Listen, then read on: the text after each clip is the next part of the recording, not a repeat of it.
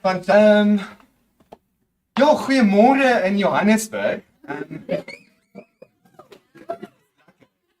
Dis regtig fantasties om vandag hier te wees om vir die eerste keer die konsep van Teksmark Johannesburg toe te bring. En dit is 'n droom wat ons al lank al gehad het.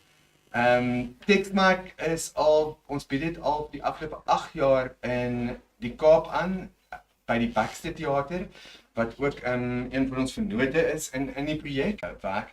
Is daar iets wat is daar tipe van 'n proses wat gevolg kan word en is daar uiteindelik as daar belangstelling is daar tipe van mentorskap wat in plek gesit kan word vir jonger skrywers of is daar finansiële ondersteuning wat gebied kan word aan die skrywer om te gaan en die teks te ontwikkel. En ook nie net in 'n proses wat ons baie keer met die feeste gehad het en teaters ook, waar tekste net vinnig moet geskryf word want die druk is nou daar dat die jaar gekom van 'n fees en skielik moet dit moet nou gebeur, jy weet. So die gedagte is ook om langtermyn te dink en regtig werk van gehalte te gee en vir die skrywer ook 'n ordentlike kans te gee. Ek dink 'n mens kry baie keer die geval waar 'n skrywer benagekom word as gevolg van 'n proses wat nie ordentlik gevolg is nie.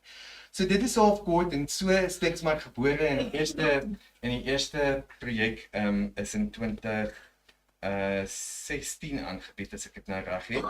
En alle verwagtinge oortref en dit was net 'n heerlike byeenkoms uiteindelik. En wat my verbaas het is dat wat dit ook lekker gemaak het, is dat almal baie van julle wat hier sit, van julle is feesgehore, van julle is akteurs, van julle is vervaardigers. En dit is baie lekker om net in 'n informele setup. Ons is meestal by feeste wat ons almal mekaar sien. Almal is besig met hulle vertonings. Jy kan skaars iemand anders se werk sien. Jy kry skaars kans om met mekaar te gesels. En so geleentheid, dit gee vir ons net 'n lekker geleentheid om 'n bietjie met mekaar te kuier, bietjie met mekaar oor mekaar se werk te gesels. En dis hoekom die interaksie en die gesprek baie belangrik is. So dit is ook dit vir my amper die lekkerste deel van Teksmark is die kuier deel daarvan en maar kuier op 'n rustige manier wat ons kan oor allerlei issues praat. Hierdie is ook soos wat hulle in die Engels sê, it's a safe space.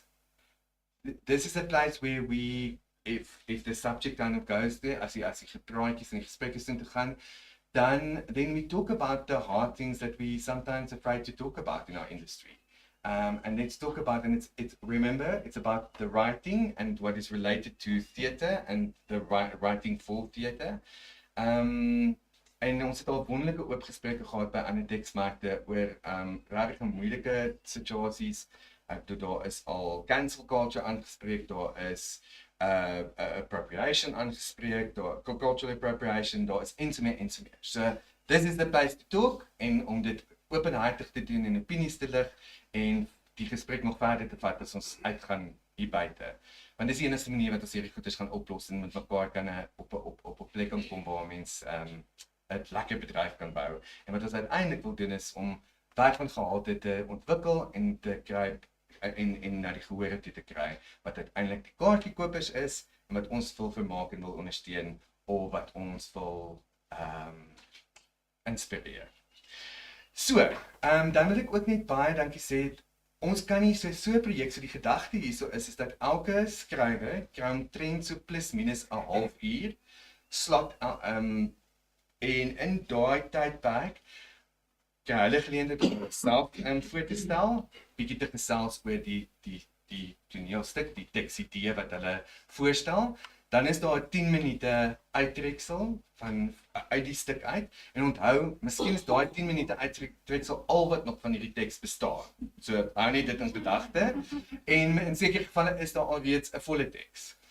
En daarna het ons net 'n gesprek tussen gehoor en die skrywer, bietjie ekstra vrae vra. En die gedagte agter dit alles is, en ek is baie bly en baie dankie aan, ons het reeds nou vir Michael verwelkom van die Vrystaatfees en ook die res van sy span. Ons het die verteenwoordiging van en Alexa Straggen van die Aardklopkunstefees, welkom Alexa.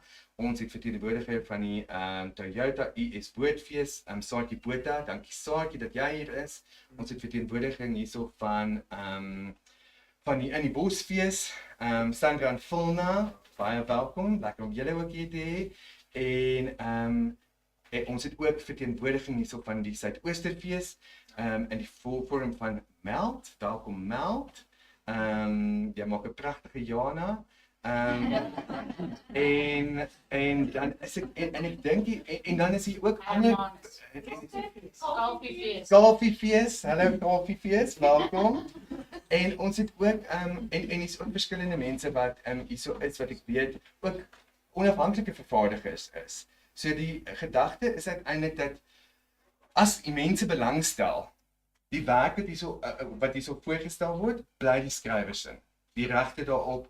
Uiteindelik sal feeste kontak maak of vervaardigers of enige iemand wat belangstel en dink hulle wil daai stuk ontwikkel. As daar meer as een fees is, en dit is die gedagte, is om uiteindelik samewerking te bewerkstellig en te kyk hoe kan 'n mens eerstens die ontwikkeling van 'n projek en die ondersteuning van die skrywer natuurlik eerstens en dan die ontwikkeling van 'n projek die kostes kan deel en dan ook om dan sodoende hopelik ook nie 'n stuk te ontwikkel wat net by een fees of net een speelvak het en dan nêrens anders heen kan gaan nie, maar dat dit al reeds speelvakke het by verskillende teaters en so Uitvoerende is ook hierso verteenwoordig. Uitvoerende teater, baie welkom.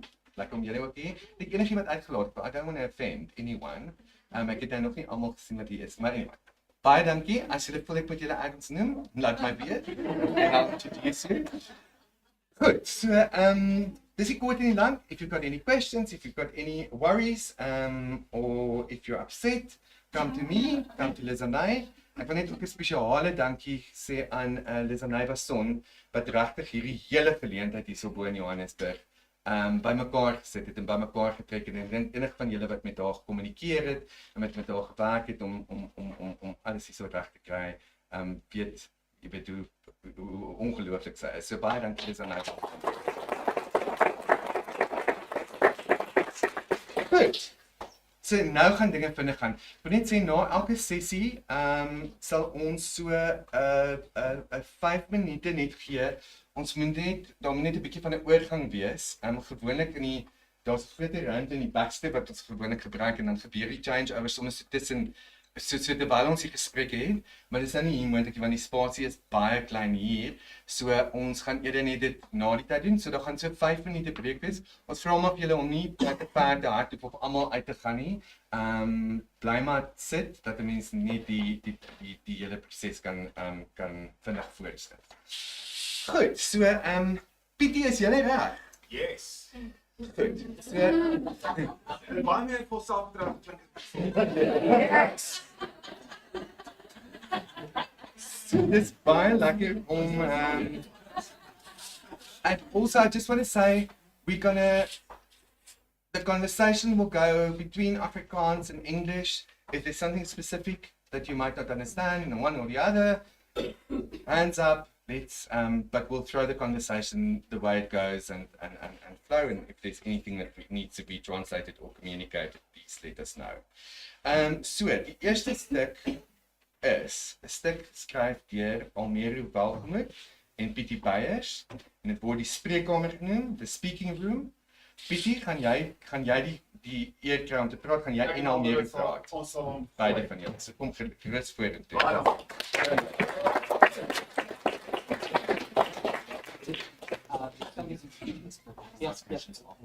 Julle moet nou mikrofoon in van ons. Ek gaan net wees kom staan. Nie dit doen met Max. Ja. Dit is hom nie. Jy kan net een mic vol gegee reg. Jy praat dit word ook ek wil net sê ons record dit ook alles en dit word uitgesaai met 'n live stream. So dit is baie lekker want mense wat hier kan wees nie kan ook dit sien en deelneem en dan verder is dit ook net lekker om 'n rekord te hê van dit alles so die mense ook kan terugverwys daarna. So dit is hoekom julle op mikrofone eintlik die hele tyd moet praat, dat ek nou net besef dat ek nie gedoen het nie, sodat die duidelik kan deurkom. Everybody, ek gaan niks sê nou. Ja. Nou ja, dankie. Julle mag foto's neem. Hier het julle Hoof. Hallo almal. My naam is Almero en hier is Pietie dat ek aan ken om. Ja, ons is ongelooflik opgewonde. Ek is vreeslik op my senuwees. Ek dink Pietie steek dit gewoonlik beter weg as ek. Ons is baie opgewonde oor die spreekkamer, dit is speaking room, dit het so jaar terug begin ontkiem. Nice woord. En ja, ek het meeste van die skryfwerk gedoen met Pietie as morele, emosionele, fisiese en psigiese ondersteuning. En op hierdie stadium het ons 'n volledige manuskrip en ons doen... Ekskuus, ek wil net byvoeg. En ons het tot sover, ons het ook julle die hele atmosfeer en die ervaring gee. So ons het selfs posters geprint, wat bietjie ou ekstra is, maar ja. Die kort en die lank daarvan is dat dit 5 afsprake met 'n sielkundige is en ons doen 2 afsprake vandag. Ons gaan nie te veel sê nie want dit is nogal 'n langerige uittreksel. Ons sal eerder vir julle die ervaring gee en dan sal ons 'n gesprek maar bietjie korter hou. Dis maar ten koste van ons dan. Ek voel soos rassie wat gaan. Nee, dis maar net die beste vir hierdie game. Dis wat ek besluit vir hierdie game. Jy kan aangaan. Ek gaan my ding gaan doen nou.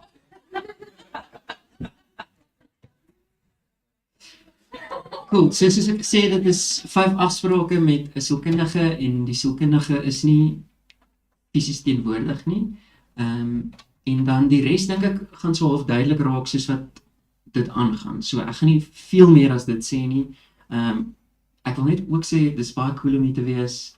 Dankie aan Pietie, hy is baie cool en Lizz, jy's baie cool en die theater is ook baie cool. Dankie.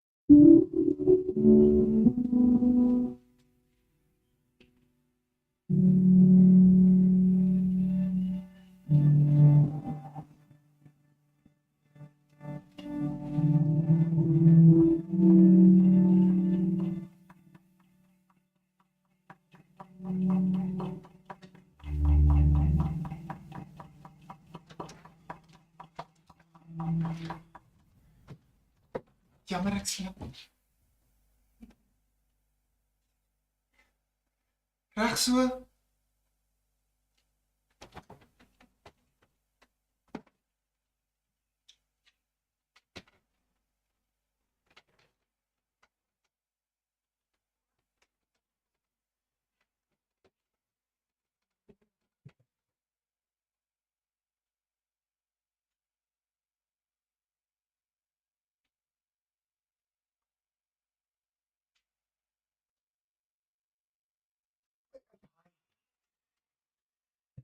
Ek slaap. Ek moes eers 'n draai maak by die hospitaal. Dokter wou my sien vir 'n laaste paar goed voor môre. Ek is eers besig met 'n ander pasiënt soos altyd. Jy weet, ek weet nie hoekom hulle iets het soos 'n skedule of 'n dagboek, as hulle in elk geval nooit daarby hou nie. Anyway, dis wat ek daar vir hele ure wag.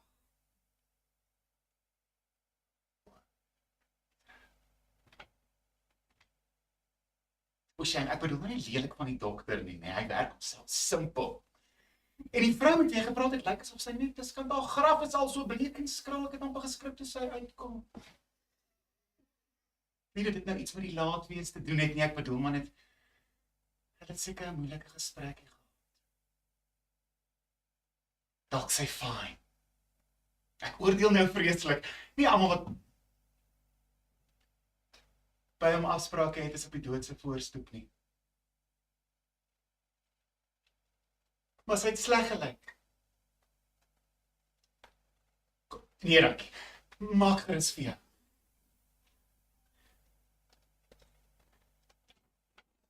Ek dink ek's gay. Of lesbien. Of wat ek al misdaai noem, ek dink ek's stout. Nee, dat is deesdae 'n term vir alles. Monogamy, polygamy, homoseksueel, panseksueel. Sê bietjie vir my wat is. Wat is iemand wat seks haat? En dit is wat ek is. Of ek ly daaraan. Ek is fisies allergies vir seks. Maar ek het nog net met Dani seks gehad, so ek kan seker nie dit sê. Hoe sal ek in 'n geval weet? Dalk is dit juist die probleem. Dalk is sy net die vir my.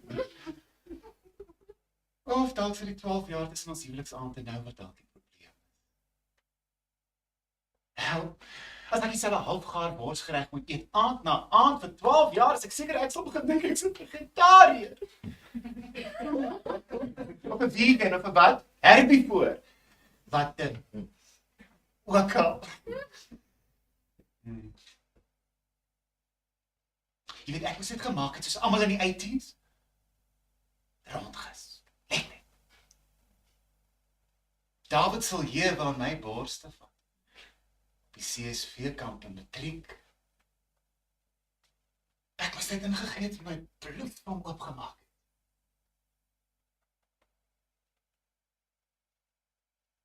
Maar die punt is, ek weet nie hoe wat ek moet voel nie, oor seks nou bedoel ek. Dis hoekom ek sê, ek dink ek is gay. Nee? Sien net vandag wat ek so dink nie, ek wou net vir iemand sê, probeer seker van al my geheime ontslaa raak, als uitkry voor môre.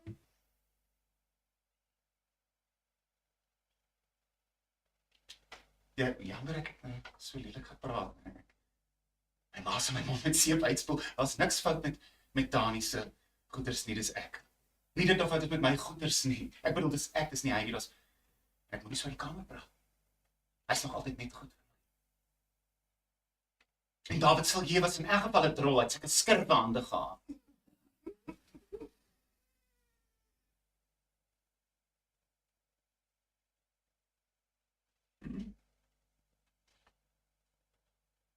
Nee, ek het hom nog nie gesê nie.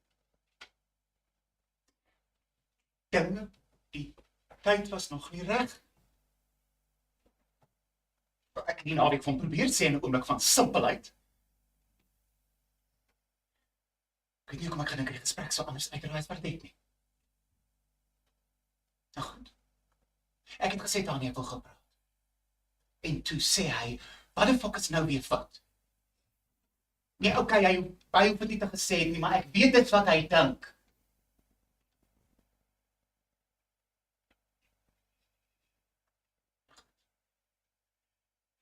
Ek het hom gesê, Dani, ek wil gepraat. Toe sê hy vir my, ek's nou by jou skat. So toe loop ek eerder. Nou, hy is altyd besig. Ek gaan hom nie dwing om te luister nie.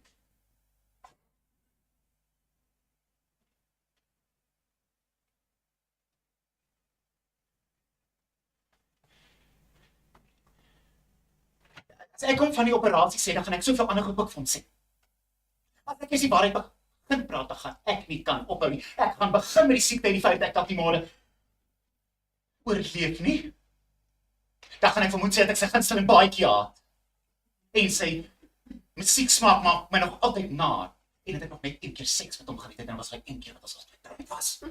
En ek nie eens lang aangehou het nie, en dat ek heel gedink het aan my vriendin op hoërskool wat my by die neer probeer soen het. En dat ek eintlik nog altyd wonder of ek nie eintlik lesbien. Wat ook al, is nie. Vandaag gaan hy net een ding oorblim te sê, en dis dat ek nog nooit regtig lief was van. Altyd gedink, ek sou lief wees vir my man. En dat ons huwelik tot nou toe nog net en ek teleurstelling was. So nee, ek kan nie vir hom sê. Ja, ek spaar hom. Sodra hy weet gaan alles anders wees. Alles gaan verander. Hy sal nie bly nie. Niemand sal bly as iemand dit vir hulle sê. Ek weet wat hy gaan sê.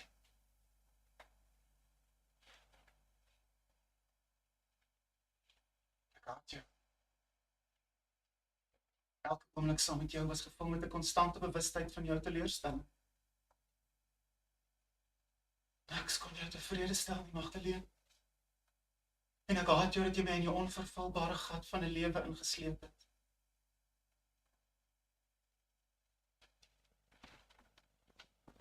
Nee, ek weet nie. Okay, niks nie, ek sal sê.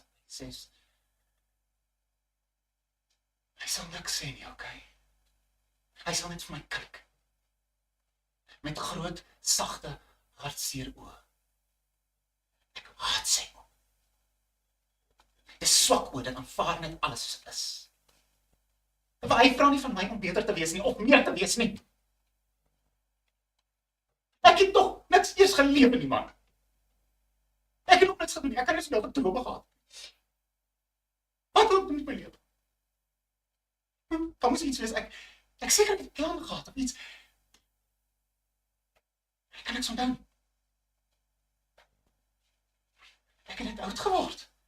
En aangegaan en niks gedoen en dalk as ek jare terug by die vriendin gesoen het en dinge dalk anders uitgedraai, dat ek dalk iets gedoen, dalk iets meer as net hierdie geword, maar net al wat ek was. En ek wil nie hê dit moet by wees. Ek kan nog iets doen. Ek weet het. Ek voel het, ek kan nog droom, of iets soek, ek sal iets gaan soek, ek wil net nie hê, dit moet net alles verby wees nie, en ek wil nie, Dani moet vir my kyk nie, want dan gaan hy my wel vasthou, en ek wil nie wat geword nie, want, nee, ek wil nie vir hom sê nie, want ek gaan sien, hoe bang hy gaan wees, en hoe hartseer hy gaan wees, en hoe alleen hy gaan wees, as ek nie die dag met, hy gaan bang wees, hy gaan bang wees. Ek wil nie sien hoe bang hy is. Ek is bang. Dit is my bang.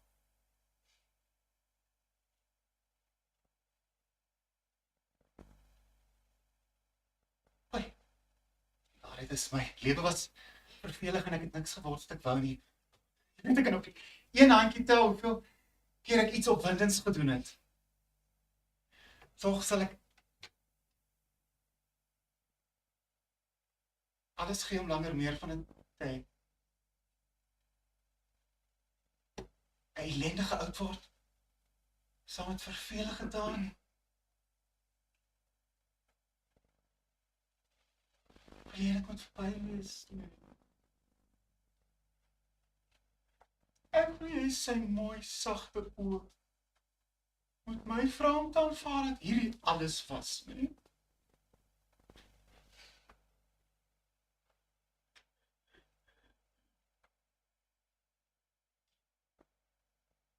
Skus, ek is maar simpel. So. Wat was ons?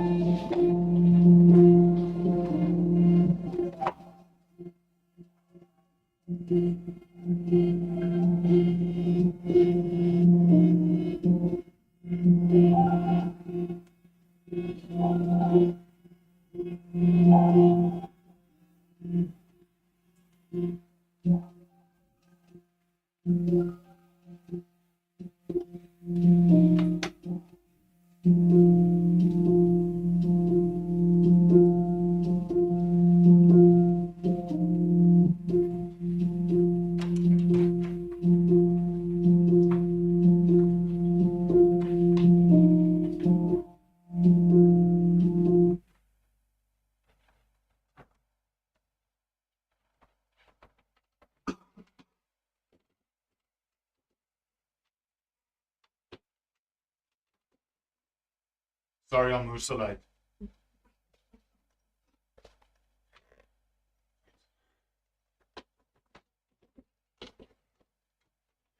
Sorry, I had to pick up a cake, and I didn't think it was so far away. And then there was a massive accident on my way back.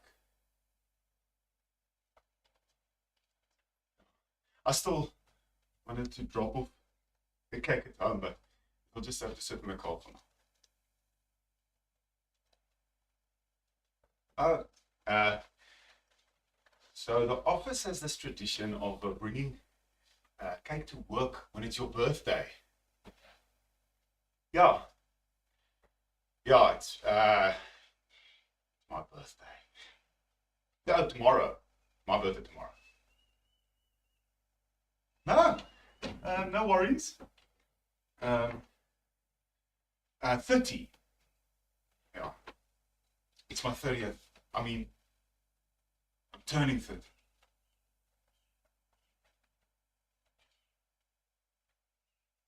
I don't know. I don't really do parties. And everyone's busy. This time of year is hectic, so maybe I'll see my sister. But I think her children are busy with exams, and they get quite stressed about it with the exams.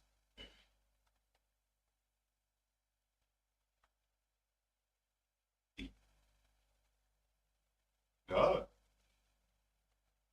I'm fine. Over it.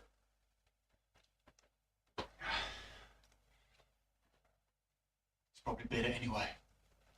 For her. She's moving on with her life. I can't force Elise to stay with me if she doesn't want to.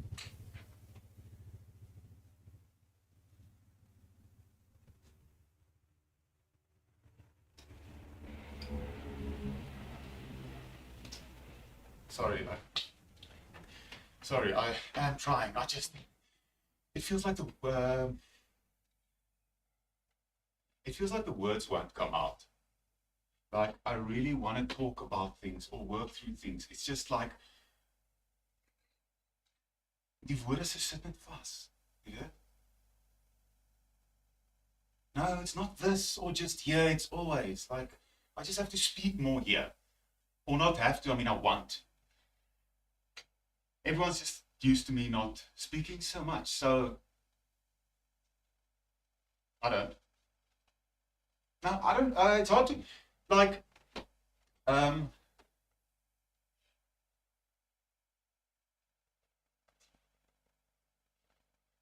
it feels like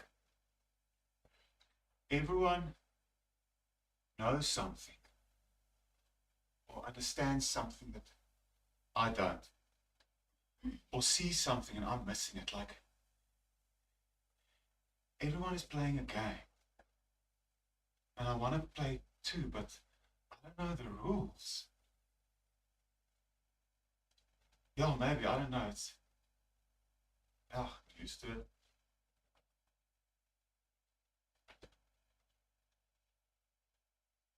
You know, when I was in primary school, my uncle used to drop me off at school in the mornings.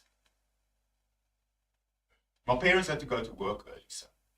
And he always walked with me all the way to the class. I was an emotional child, I would cry a lot and stuff. But about, I don't really know what, unnecessary things. But anyway, he would walk with me all the way to the class and stay with me for about an hour if I cried when he had to leave me at the class.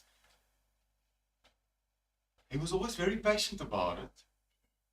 It was the same story every morning. But one morning, maybe he was hot with a constant crying, or he was just in a rush to go to work or something. But that morning he first took me to the playground. And he asked me if I wanted to swing for a bit. I love swings. I love swings. But he started swinging or pushing. And the higher you go, the less he has to push. And I remember it suddenly felt like I've never swung so high before. And when I realized this, and then I realized there was no hands on my back as I went past. And then when I realized this, and I wanted to look where he is without falling off the swing, I saw him running towards the car. And he...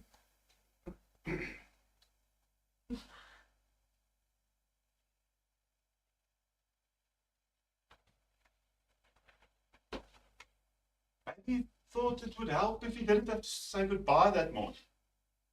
Or, I know he wasn't trying to hurt my feelings, he wasn't trying to be rude or anything, but I feel like that. Like always. The whole time.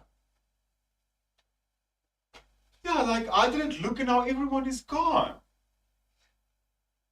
They're just on. They just went on with their lives. It's just me stuck here. I don't know where to start, how to try.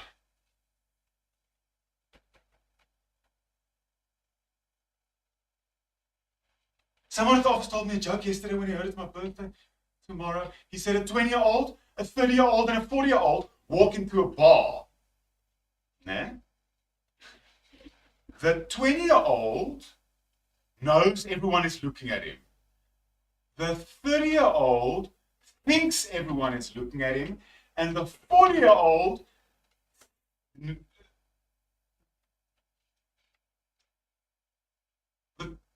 20-year-old thinks everyone... The 20-year-old thinks... The 20-year-old thinks everyone is looking at him. The 30-year-old thinks everyone is thinking about him. And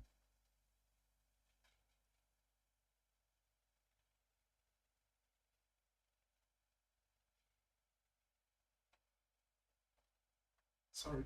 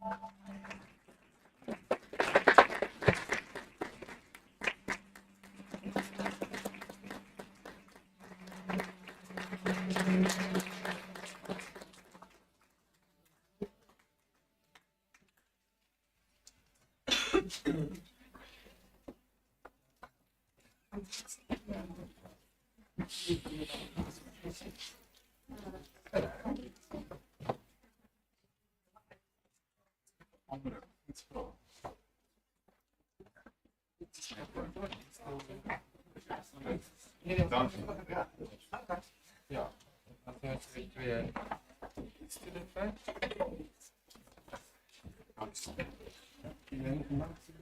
Ja, dat zit op.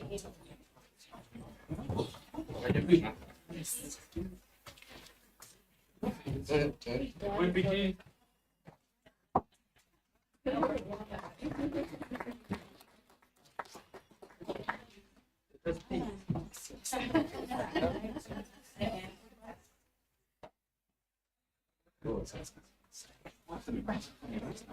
Heb jy die skates gedoen? Nee. Ek het vir 'n oomblik, ekskuus, kan ons praat? Ja. Ons moet nie die mikrofoon uitgaan. Dit is nee.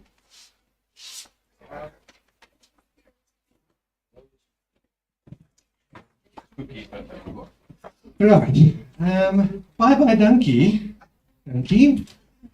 Ek wil nou 'n paar vrae vra net vir 'n agtergrond oor die stuk. So is die teks klaar geskryf, die volle teks. Dit is, ja, daar's 5 afsprake, soos hierdie 2 is nou nog 3. 5 verskillende mense, obviously. Pasiënte, kliënte. Wil jy bietjie sê oor die ander So kan ek karakters? sommer net inleidend gaan ietsie sê. Ek het vir 'n oomblik, ekskuus, dis wat ek nou wou gevra het. Ek het vir 'n oomblik omdat ons 'n tegniese ek deel nou so 'n bietjie overshare. Maar ons het 'n tegniese repetisie net voor hierdie gehad. En terwyl ek die tweede, ek was so hoe dit gewerk het, sal ons nou oor chat of nie gewerk het nie, maar in elk geval, vir 'n oomblik dink ek, omdat ons dit nou gedoen het, dink ek, ouma hoor, ek het nou dieselfde skets 2 keer na mekaar gedoen. Terwyl ek hier sit, gaan ek het nou net Leon gedoen. Hoekom sit ek nou weer Leon? Ek besef ek, moet ek aangaan of moet ek terug switch na Magdalene toe? So, nou zone ons maar. Anyway, so ek bly om te hoor dat ons hierdie show reg gedoen. Hierdie is nie jou sielkundige sessie. Ja, ek moet net verskil. Ek moet verskil. Dis 'n great plek om te begin. Hierdie show is juis gemaak om te kan praat. Mense wat, ekskuus, kan ons by die diepkant inspring? Praat, soos jy platform. Hugo joke met sê dis nie my sielkundige sessie nie. Die punt van die show, en of dit so gaan uitspeel of nie, ons sal nou kom by die meer basiese vrae en al daai tipe van goed. Ek sê net want ek het 'n sterk, ons dink ons altyd 'n hart en 'n gees en 'n kop hiervoor, soms te veel. Ek dink deel van die show is om imperfection en medemenslikheid en treurigheid en dit wat ons dink ons freaks of weird of stupid of wat ook al maak, te wys sodat mense 'n bietjie minder alleen en weird oor jouself kan voel. So dit is 'n bietjie van 'n eksperiment. Ek wil dit definitief nie noem 'n eksperimentele teater nie, want ek haat daai woord. Daar's niks fout met daai woord nie. Dis net dis nie die game wat ons vandag jol nie. So ekskuus, ek het nou baie diep ingespring, maar ek dink dit is wat ek nou wou gesê het. Dankie almal. Jy kan inspring, jy kan enigstyd inspring.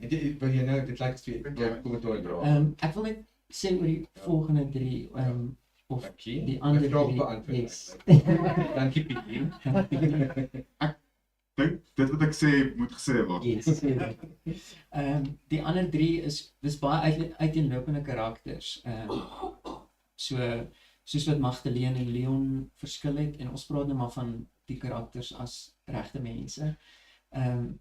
So die ander 3 is vir iemand wat ongelooflik kwaad is, en 'n doos het hom vasparkeer by Spar, en daar's 'n ander vrou wat vreeslik konservatief is en sy is vasoortuig haar kind se alles is haar skuld. En as daar nog 'n odd karakter wat bietjie obsessief is en met sy ma beklei oor 'n yoghurt pakket. En dit gaan van daar af. So al die karakters is 'n bietjie van hierdie, en ons wil, soos wat Pietie gesê het, dit is eksperimenteel. Dit is so of iets tussen teater en 'n sielkundige eksperiment. En ons wil graag hê dit moet voel asof jy bietjie onwettig afloer en so of deelneem aan voyeurism op 'n manier, om te kyk na iemand se diepste deel oomblik. En ook te wys dat dit meeste van die tyd ook nie baie exciting is. Dit mense raak ingesleep, hoop ek, maar dit, soos wat Pietie sê, dit is ook treurig. Die goed waaroor julle elkeen in jou kop mee battle, né? Is ek weet ek bypass al die vrae en ek is net besig om vir die slaghaar te slaan, maar dis wat ek gaan doen. Die battles wat jy in jou kop fight, voel massief in jou kop. Ek weet dit, want ek fight my eie battles in my kop. But I can promise you, I've voiced my battles way too many times. And then I realized after cropping it up for such a long time, when I actually voice it and say it, people are like, even my close loved ones are like, oh, no, shame man, we worried about that. You know what I mean? So I think what I love about Almero's writing, and we can talk about whether it came across or not, this sounds like an intellectual drama flex, it's not. There's a writer, some of you might know the writer Yasmina Reza. And what I really like about her writing is it's pseudo mundane. So it pretends to be about normal stuff. It's about like, you know, they just talk about having a normal conversation, but it's loaded with so much backstory and psychological trauma and all of it. So the comedy comes from reality, from going like, oh my word, how are these people going to cope? Because I know there's something going on there. And we can talk about that if the experiment was geslaagd vandag of nie, but it is that thing about like, we want to play with the silence and the awkwardness, and it's sometimes you say what you don't say. Okay, kom ons spring sommer onmiddellik in met vrae van die gehoor af. Is daar enigiemand wat kommentaar wil lewer op 'n spesifieke vraag vir Pietie en Almero het?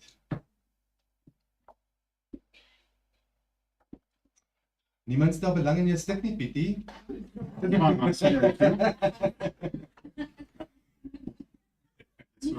finale teks is daar een of ander draad wat die 5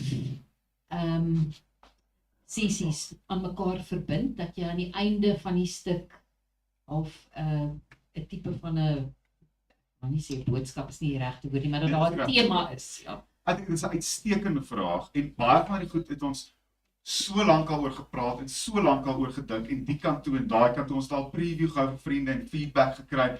Dis alles baie fyn en sensitief, maar dis 'n baie goeie vraag. Ek wil Almero moet actually daai beantwoord, want dit is ook 'n eksperiment wat ons doen. Om die 5 afsprake te hê, dat die boodskap dalk nie lineêr of ek dink jy moet dit beantwoord. Ek kry dankie vir die inleiding. So in terme van die 5 afsprake is dit raak baie herhalend, die 5 afsprake. Ons sien heeltyd die eerste 10 minute van 'n nuwe persoon se sielkundige sessie. En dalk is dit die eerste keer wat die persoon daar is, of dalk is dit hulle 100ste keer en hulle het nog steeds dieselfde struikelblokke. Maar die goue draad wat ons graag wil hê, en is moeilik om dit nou met 2 afsprake te wys, is teen die 5de een hoop ons jy het soveel, en Pietie het 'n baie cool woord daarvoor, empathy push-ups gedoen, teen die 5de een, dat teen die 5de een is dit nie meer ongemaklik om in te kom in die persoon se skoene nie. Teen die 5de een, weet jy, het jy soveel so half viervoriges geoefen, en jy kan dadelik empatiseer met die persoon, en die goue draad is hopelik dat 'n gehoorlid sal sien, soos, die mense het baie alledaagse probleme, en dit kan nog steeds my saamsleep, en ongelooflik empatie uit my uitkry. Al is dit iets wat dalk nie noodwendig ek mee sukkel of my omstandighede is nie, maar ek kry dit al hoe meer reg. En aan die begin weet ek ook, ons het ook vir ander mense uitgewys en hulle soos, joh, aan die begin is het nogal dis ongemaklik om in te kom, soos wat gaan aan. En jy soek 'n draadjie, ek wonder, wat moet ek volg hierso? En dan teen die 5de een hoop ek, is die geslaagdheid daarvan dat mens baie vinnig in die skoene inklim en kan voel. Okay, ek het vir julle 'n vraag oor die struktuur. So wat julle sê is dit is 5 sessies en jy kyk letterlik skets. Elkeen se sessie na mekaar. Is daar enige link tussen die verskillende karakters? Dat daar enige tipe van link tussen hulle is? Is daar, en dan sal my volgende vraag met die teks wees, is daar waarde daarin om karakters, om dit op te split en karakters vir tweede sessies terug te bring binne in die struktuur? Wat is julle gedagtes rondom dit? So ek wil net iets byvoeg by wat Almero gesê het, maar ek kom net 'n vraag toe goed. Is dat ek dink ek stem 100% saam en dit is 'n gamble, want mense soek, audiences soek storyline. Jy wil wegstap en gaan, I get it, or I don't get it, or I laughed at that moment. Ek dink ons albei kom van 'n bietjie van 'n alternatiewe aanslag uit. Ek het wou geact het, dit raak dit my sielkundige sessie, maar ek wou geact het en toe wou ek nooit weer act nie, vir lang angsprobleme en al dat ek vir 15 jaar wou ek nie op 20 jaar, 25 jaar wou ek nie op stage wees nie. Hy kom uit 'n musiek agtergrond uit. Ons het 'n verskillende aanslag en ons weet daar's 'n eksperiment daarbey betrokke. So vir my is dit amper, en ek weet it's not everyone's cup of tea, vir my sal ek amper eerder wil hê dat 'n audience slightly confused wegstap, maar dat hulle bietjie makliker praat met hulle geyseer.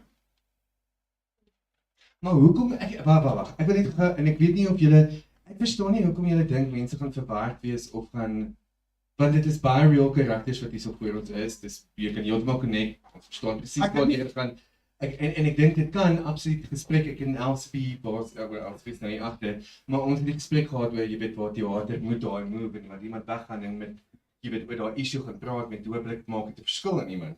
So hierso omdat jy met sessies werk in mense se lewens en hulle bring hulle emosies en hulle bring die tipe van goeders waarmee hulle hopelik dat wil stir. Maar ek het nie dit wat hierso was as moeilik of ontoeganklik ervaar nie. Het enige van julle dit ervaar? Nee.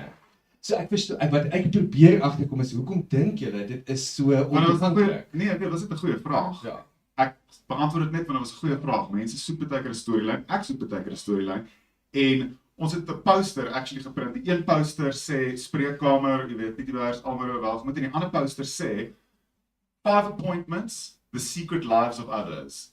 5 afsprake, mense en hulle dinge. So ons besef dat mense gaan wonder wat is die storielyn. So ons sal die marketing 10-1 doen and the collateral of the marketing would have this thing that you almost you feed the audience the fact that you're going to watch 5 afsprake. It doesn't necessarily be a story. So hopelik gaan dit deurkom in die bemarking. Maar ek dink is 'n great vraag. Is dit Cornelia? Ja. Ek gaan van die verhoog af loop, Pietie kan sy eie gesprek lei. Is dit Dankie, Cornelia. punt dat ons het so afrond? Cornelia, thanks.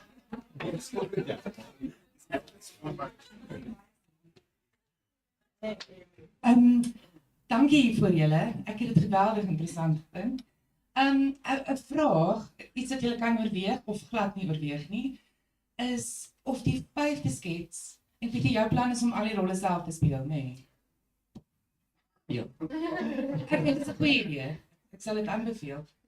Of die 5 skets nie miskien vanuit die perspektief van die sielkundige gedoen kan word, wat dan, en die gehoor weet dit nie onmiddellik nie, maar soos wat dit vorder kom jy agter, dit is waar of sy, of wie ook al, 'n refleksie op wat die pasiënte gesê het. Dat ek dink tog 'n bietjie van 'n dramatiese twist sonder om weet kitsch te wees, kan dit mooi saamvat, ja.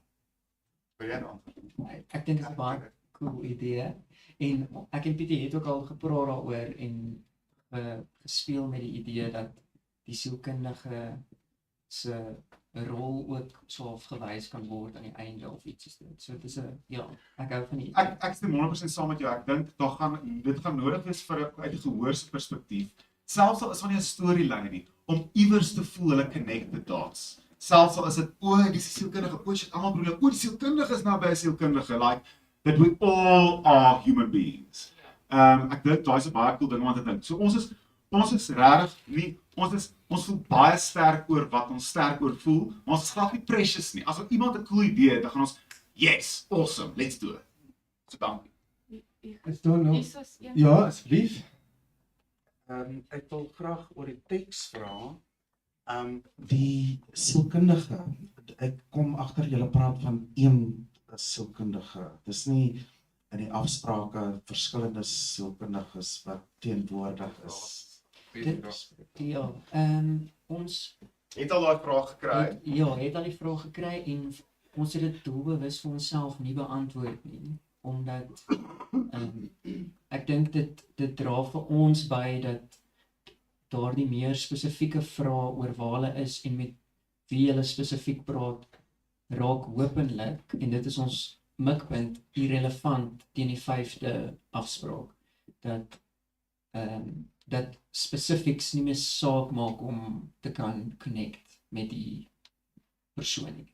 En om aan te sluit by Pietie wat al die rolle vertolk, dink ek is nog 'n manier om die wissel so unspecific as moontlik te maak, sodat dit nie meer saak maak of ek na 'n vrou of 'n man kyk nie, maar dat my empatie muscle gestimuleer word en so geoefen word dat ek kan empatiseer sonder specifics. Dis ons die boksies wat ons baie keer wil trek, is clues, maar ook barriers. En dis nie 'n verskoning vir performance wat dalk nie so 'n vrou of nie so 'n man wat ook al lyk nie, maar ek dink ons het ook gepraat oor van die sketse is Engels en van hulle is Afrikaans. Ons het groot drome, miskien is ons heeltemal met ons delusions of grandeur, maar ons voel daar's 'n sekere medemenslikheid, 'n universele menslikheid wat eintlik taal ontsnap.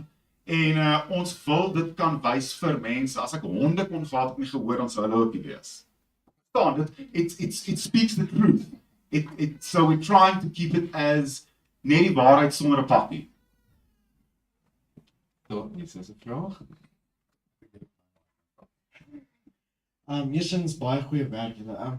Stel jouself sommer voor ook dat ons net mense wat nie ken met in die kamer is. 100%. My naam is DJ Creer. Ek is ook een van die skrywers wat ingeskryf Teksmark. Ek kom van Bloemfontein af. Okay. Net daar buite gesit. Ekskuus, ek is baie ingeset op visuele aspekte, so ek weet hierdie mag dalk nie soveel te doen het met die teks nie, maar iets wat ek wil vra is ek het gesien die skoene het verander en jy het genoem van die skoene wat 'n groot rol speel en ons almal ken die idioom van jouself en iemand anders se skoene sit. Ek het net 'n vraag oor die spesifiek die skoene backstage aan en uittrek. Of dit dalk 'n visual ding kan wees van die karakter fisies verander op die verhoog. Dis dalk 'n stage convention wat ek nou by vashak wat vorm is eerder as content. Maar wat nogal 'n mooi prentjie kan skep vir mense, want dan sit jy 'n klomp skoene op die verhoog en dan plaas jy almal anders daar saam met jou. En dan is dit ook 'n ding vir die audience van wie se skoene gaan ons volgende sien. Ja. Dis 'n baie cool idee, want dit is nie asof die audience surprised is as hulle weer vir my sien. Hulle weet dit gaan ek wees. So die skoene kan net sowel daar lê. Dis nie 'n moerse reveal as ek uitkom nie. Maar dit is wel bietjie. Dis 'n cool ding om aan te dink. Ja, okay. Is daar nog 'n vraag met iemand daar agter? Ek is Saartjie.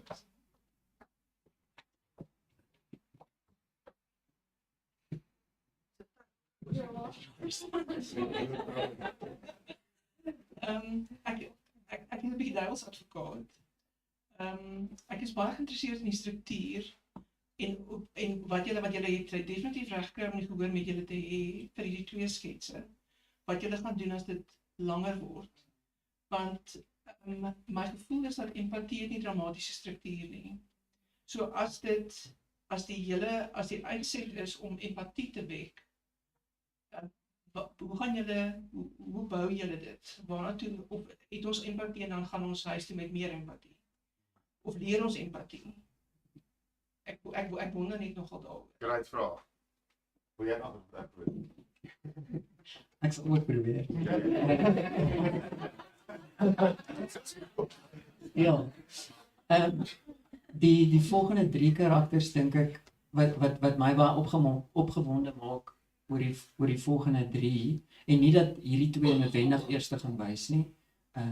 Maar die karakters raak nogal, daar's spesifiek 2 karakters wat ook na die einde se kant toe opdaag wat in my opinie meer dit raak moeiliker om te vereensalwig en te empatiseer met die karakters want hulle is nogal daar's 'n drol en ons al bietjie minder van 'n drol. Maar so dit is dink ek iets wat as mense dit in totaliteit ook sien, dink ek is dit ook vir my cool om te sien hoe mense op die meer Magdalene het 'n aaklige backstory en Leon wil 'n mens dadelik so huis toe vat en jammer kry. En die res raak minder maklik om voor lief te wees. Ek dink net om by te voeg, ek dink wat Almero ook sê is dat ons maak soort van miskien naïef staat op 'n emosionele struktuur. So hierdie is nie die noodwendige eerste 2 sketse nie. So hoe ons het uitgewerk, ons het baie gepraat, dis Almero se oorspronklike musiek, hy's 'n musikant. So die musiek is hy het alles self gemaak en ons praat baie oor hierdie kant en daai kant hierdie klank en daai kant toe. So die musiek en die karakters toestande se mindsets whatever it like becomes much worse and much more intense and then maybe the character at the end kind of at the moment we've got it like the character at the end I'm going to sort of give this a bit away now but the character at the end kind of makes peace with what's going on and they've got a bit of a breakthrough and there's a bit of a resolve and the music starts playing for the first time. The music starts playing, and he just stays on the stage terwyl die ligte aangaan. He just sits there, and then it becomes like all of us. So I think we've got a bit of a narrative thing there, maar ek dink ons moet investigate wat is die actual struktuur en mens kan nie net op 'n empatiese emosionele struktuur staat maak noodwendig nie. So ek gaan weer hierdie gesprek probably ek bly dit word gelivestream en ek dink ons wil dit weer gaan luister en notas vat want dit kom cool goed hier uit.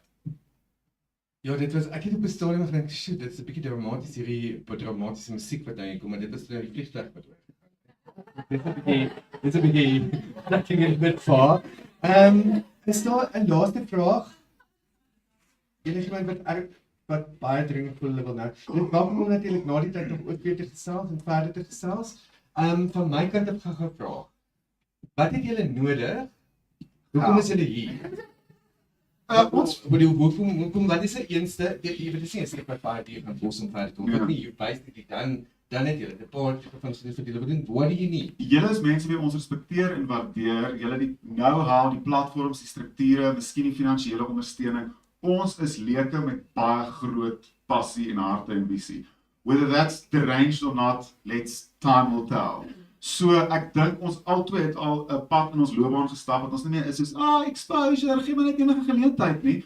But we would love to talk. If somebody feels the essence or the heart in this thing, we are willing to ontwikkel it and discover it. Ek gee nie om van wie die idee kom nie. Beste idees wen. Dit hoef nie myne of Almero se idee te wees nie. So if you're interested to talk, ek dink ons altyd gaan enigiets. Soos ons wil die stuk eer. En as net een mens dit vang en dit vir hulle special is, dan is dit ook reg. En dis iets, ek wil net, maar dis iets wat ons na die tyd kan bespreek. Daar is my, ek weet nie of julle al Mandri se show gevra dit. Dis my die tipe van huiskonserte wat sy doen. It could be a wonderful vehicle for this. It doesn't necessarily, it can be both. It can be a stage show and it can be that. Dink ek, want daar is 'n intimiteit wat jy by huiskonserte kry wat absoluut is, né? En ja, so daar's soveel geleenthede hier. Baie dankie. Baie dankie julle. Ons kan gou die volgende groep net kans gee om op te set. So 5 minute en dan sal ons seker begin. Moenie te ver gaan nie.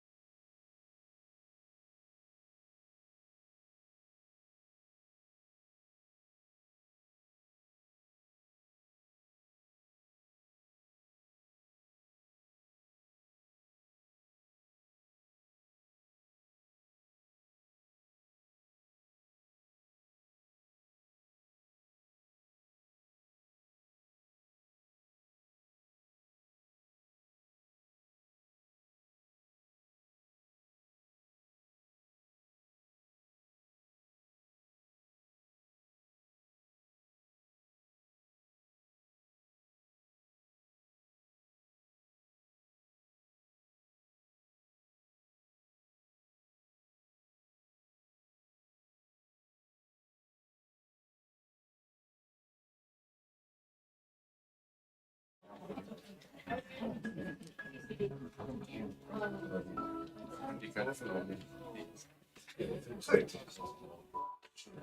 Ons kan maar begin, julle. Goed, ons start met die tweede stuk. Pietie Beyers se naam, sy titel is Medepligtige. Medepligtiging en Medepligtig. Ekskuus nou. Ek sukkel hier om te lees.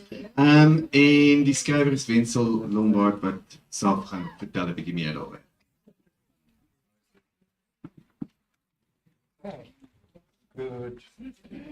Good morning. I don't think this thing is working, but anyway. My name is Wentzel Lombard. I am, and first of all, no, it's not a face. Thank you, Lon. I am an actor, writer, copy editor, translator, and a burden to society. Last year, I was very blessed to be able to take part in the University of Johannesburg's Play Lab. And I wrote this play under the guidance of Jade Bowers and Peter Jacobs. Medepligtig is the Afrikaans word for aiding and abetting or being complicit. In this play, Katrein Laaitie, a retired preschool teacher and principal, is nearing the end of her life.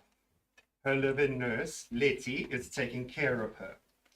The picture Katrein painted of herself is one of a very deeply compassionate woman who cared about children and was good to them. But as we see through scenes from the past, this illusion that she created is not quite true.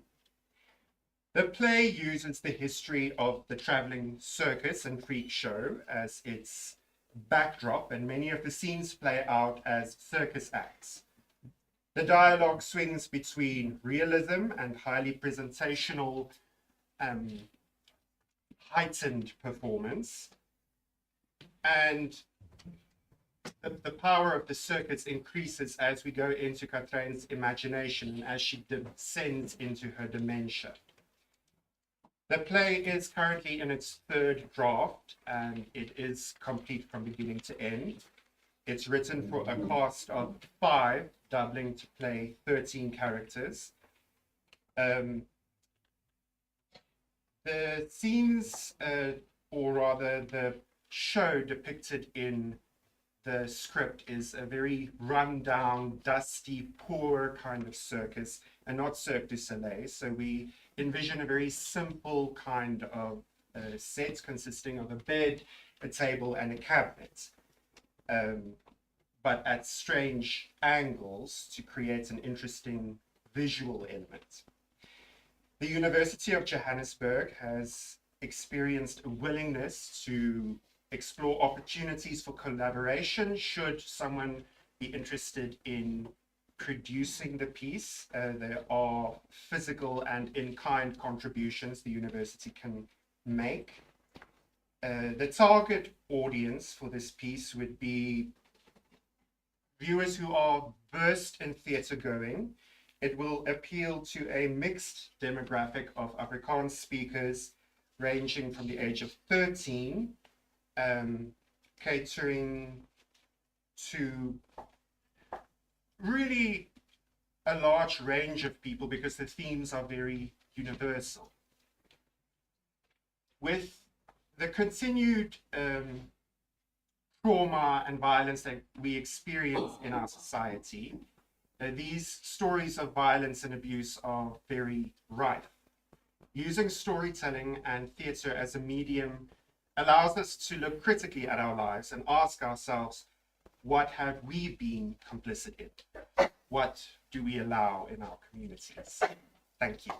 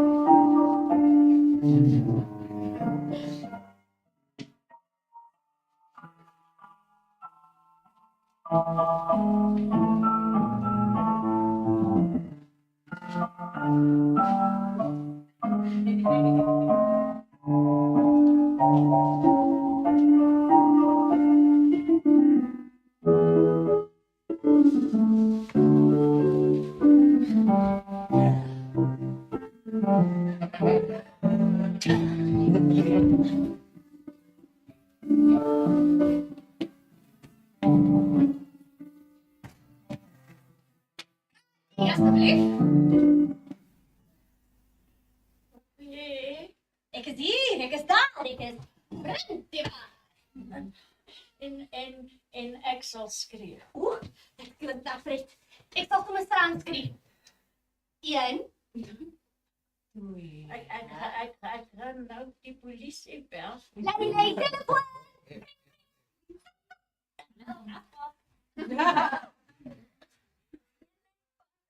Lief. Maar wag eers, jong dametjie. Ek wag nog vir jou betalingkie. Wat se betaling? Elkeen moet sy kaartjie betaal. Die prys is reeds vooraf bepaal. Genoeg om ons kostes te dek dat ons die volgende dorp kan haal. Is nie nou snaaks nie. Oeh, maar dis immers 'n Elzabé kom snaaks te wees. Kry vir jou 'n ballon. Dan bou ons 'n bietjie gees. Wat gaan hier agter jou oor aan? Oeh, so daar steek jy jou kaartjie weg. Om laat te wees is altyd sleg.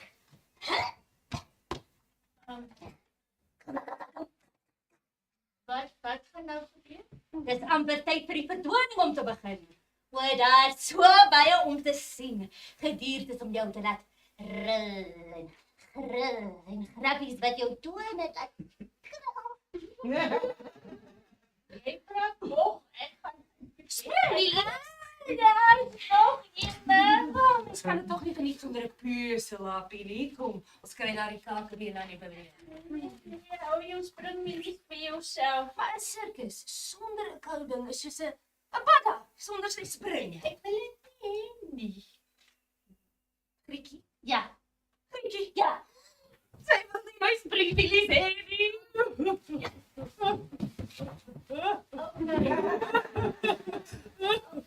Opvy.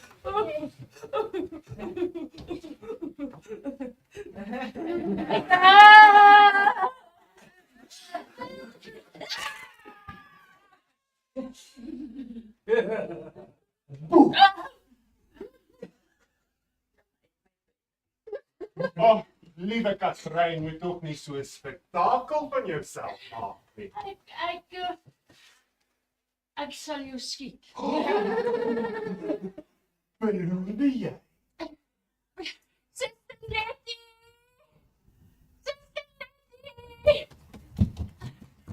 Asseblief!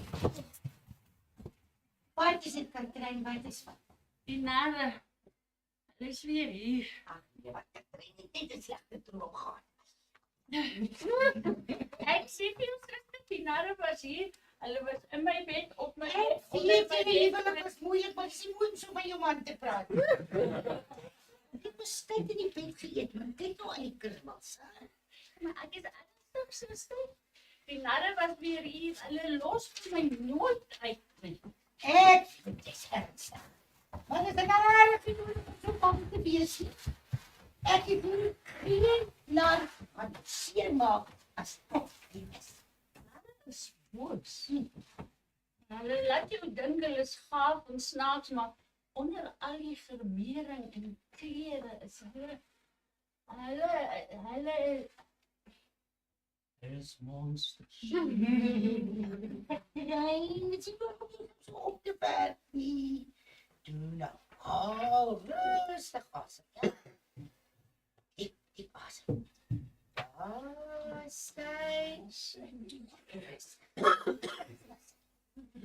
Suster, Ja, sal jy asseblief, die Katrein is al baie lank. asseblief suster, dit sal my rustig maak. Nou goed. Ek sal dit doen. Meneer Dienaar. Nee, daar was meer as een. Meneer Dienaar. narre, party was meisie. Meneer en mejuffrou die narre. Insluitend enige ander identiteite en geslagte waarvan ek dalk nie bewus was nie. Vra julle mooi, die lieflike dame alleen te laat in haar kamer. Dis reeds na middag. Sy het 'n slaap nodig, ek ook. So klim nou in julle narkarretjie en kry julle ry.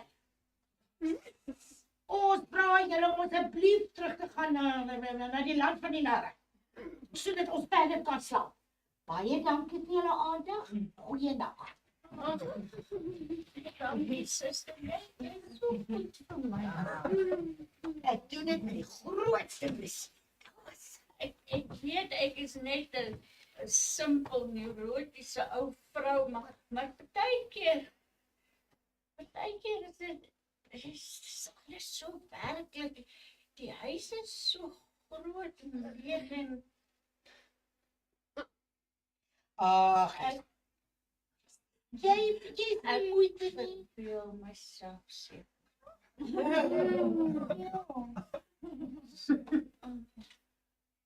Dankie vir al jou moeite die laaste ruk. Ek sê mos is die moeite. Dis glad nie simpel nie. Jy het vir 'n kadeslank na ander mense se kinders gekyk en hulle met liefde versorg. En dit is wat ek nou graag vir jou doen. Dankie suster, baie dankie. Maar lekker slaap, juffrou Katry. Dankie, lekker slaap suster Letty. Vir wat lê jou hardloer nou hier op die vloer?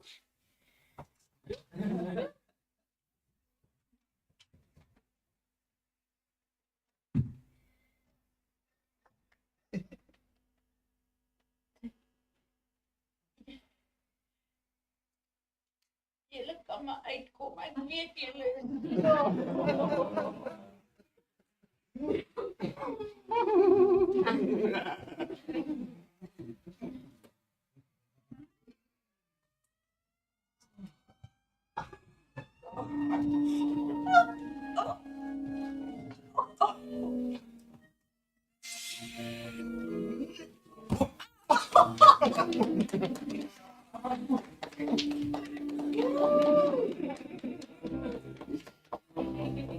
Kan jy dit onthou? Jou heel eerste keer? Nee, ek verwys nou nie dat die eerste keer toe jy seks gehad het nie. Dis dikwels iets wat mens liewer wil vergeet. Ek verwys eerder na die eerste keer toe jy die sirkus bygewoon het. Dit maak nie saak wie of wat jy is nie. Die sirkus het die mag om iets in jou te ontwaak wat jy nooit eers geweet het bestaan nie. In die geval van mense, myself inkluis, wat onsself as anders of uitgesluit beskou, kan so ontdekking lewensbelangrik wees. Tot die oomblik toe ek die groot tent betree het, was ek net nog 'n verlore siel. 'n Klein seentjie met geen benul van wie ek regtig was nie. Maar tydens die vertoning het ek besef dat daar veel meer as net perdemist en strooi agter die skerm skuil. En voor my oë het die een wese na die ander agter die gordyn uit verskyn. Hierdie was sommer net mense nie. Nee. Hulle was gode. Geklee in blinkers en verf. En ek het geweet, sonder twyfel, dat ek ook een van daardie gode was. Daardie besef was my redding, my behoud deur al die. Wel, jy moet nie die fout maak om te dink dat die sirkus 'n gelukkige of veilige plek is nie. Ja, daar is samesyn, maar dit is geen toeval dat daar 'n glimlag op ons gesigte geverf word nie. Ek mag dalk hartseer wees, maar my gesig lyk vrolik. Ek mag jou dalk wil leed aandoen, maar die glimlag bly. En dis tog die groot gevaar, is dit nie? Jy weet nooit hoe iemand regtig voel nie. Wat agter die gordyn verdoesel word nie. En wat gaan jy doen as die harlekyn sy of haar masker afhaal en jy besef jy het jou lelik misgis?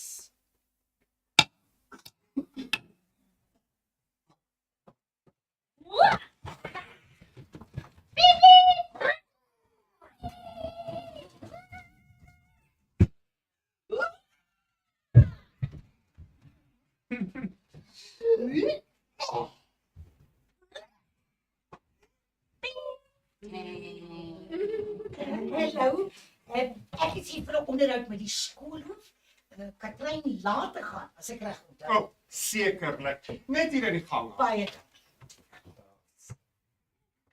Tannie, kry my blommetjie. O, wat is 'n pragtige blommetjie. Speel julle tweetjies lekker. Dit is my blommetjie.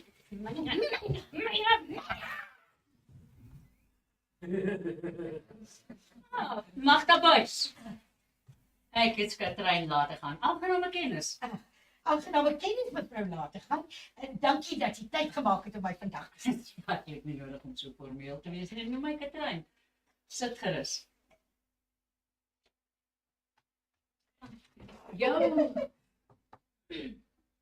Jou CV is indrukwekkend. Glo my, ek het die laaste paar weke 'n hele paar gelees en nie een van hulle kan by jou kers vashou. Baie dankie, dis 'n baie groot Maar ek wonder tog, hoekom jy Sondefontein toe wil trek? Dit is baie ver vir jou. Want die skool waar ek gewerk Ja, het. moes sluit. Ek sien dit hier. Ek kry nie ander werk in daai omgewing nie. En hulle sê jy's nie sportief genoeg nie. En onder andere, ja. Ja, dit is vreemd. Ek weet nie van wanneer af skole modelagentskappe geword het nie. Maar die skoolhoofde wil al hierdie jong meisies met niks ervaring aanstel. Ja, my ouderdom was beslis 'n probleem vir die ander skole. Maar ek is regtig gesond, aktief en ek is baie ernstig oor my werk. Jy hoef nie te verduidelik nie en jy hoef my te oortuig nie. Soos ek sê, jou CV spreek boekdele. So, kyk Magda, ek het nie baie tyd nie en ek moet nog 'n paar ander onderhoude voer voordat ek 'n finale besluit maak. Maar ek hou van jou. En ek hou van wat ek daar sien. En ek dink vir al die kinders sal baie van jou hou, wat natuurlik die belangrikste deel is. Ek laat jou weet sodra ek besluit gemaak het. Baie dankie, Katrein.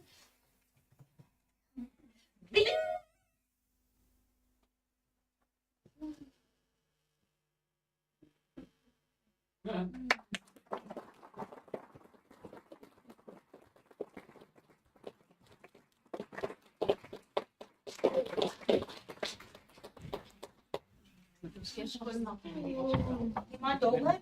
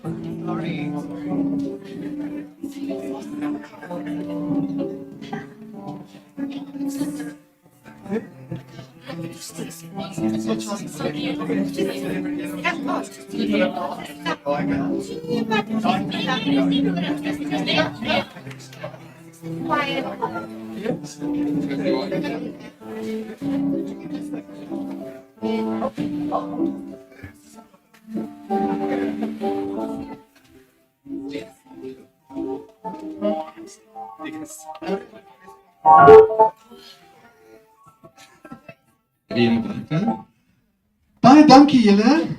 Groot applaus weer. Dankie. Jade, het jy 'n stoel? Hierso, vat jy. Hierso is die stoel, Lizz, wil jy nie hier sit nie lekker. Dit was 'n stoel. Ja, so nee, wat dit is van. Die geselskap het besluit hulle wil ook op die verhoog wees net vir morele ondersteuning. So, ja. Wentzel, jy het baie duidelik dink ek in your opening speech you kind of set the tone and you said exactly everything that it's already written, it's a full play, it's in its third draft if I remember correctly. Yes. So, Jade, why are you interested in this play? I'm putting you a bit on the spot. Just a little bit. I told you. It's such a great play.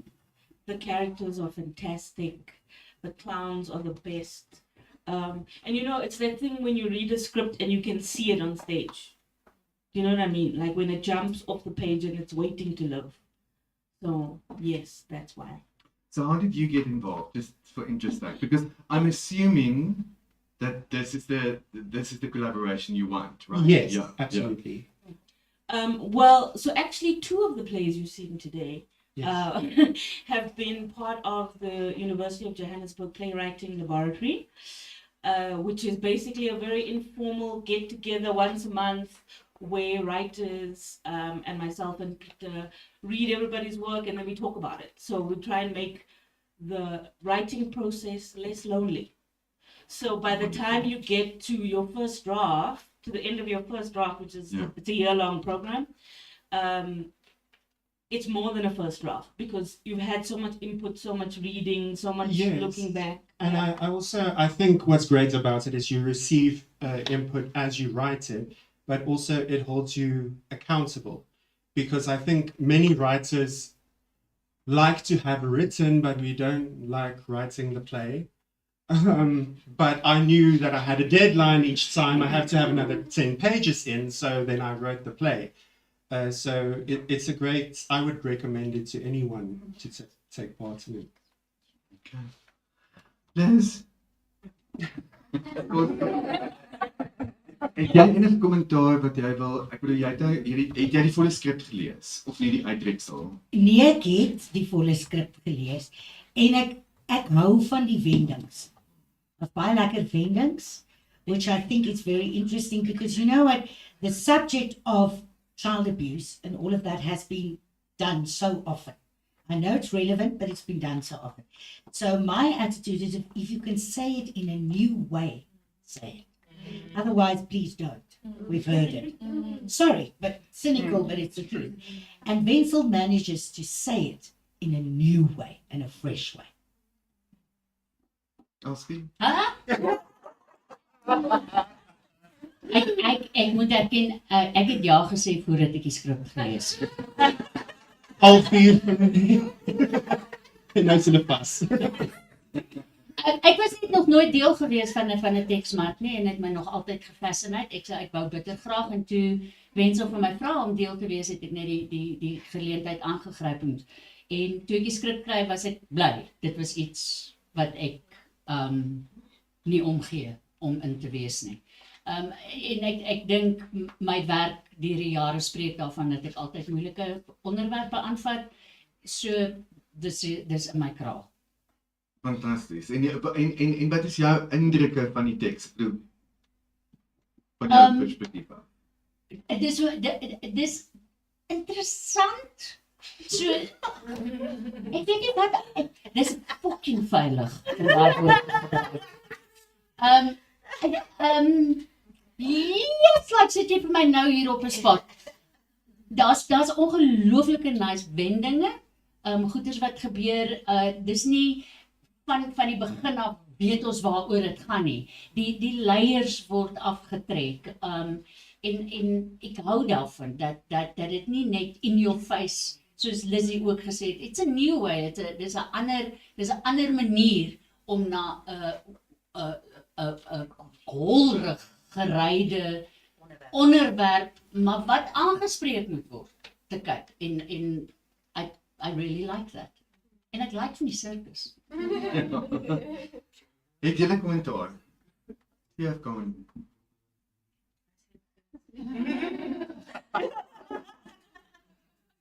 Jy kan work with the script. Yes, nie regtig nie. Ek dink dit is interessant. Ek is mal oor 'n nar.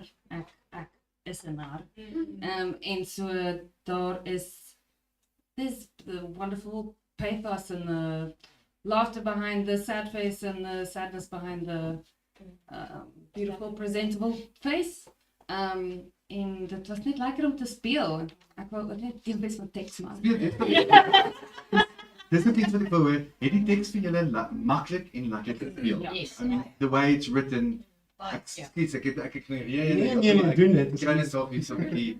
Ja, maar dit is toch belangrijk dat het theatermatig is, dat het makkelijk op die tong valt, dat het ritme lekker is. Yes, and Jade was a wonderful director. So, to be honest, we didn't have to work hard. We didn't have to work hard to play this on stage. Ja. They flew bijna.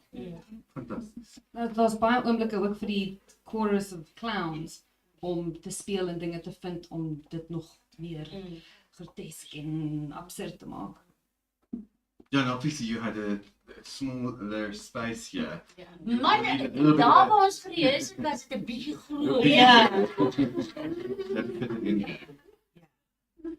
But it was fine. I think. Cool. Nee, Yeah, absolutely. I mean, if there's any producers in the house, we would love to do it with a full circus act.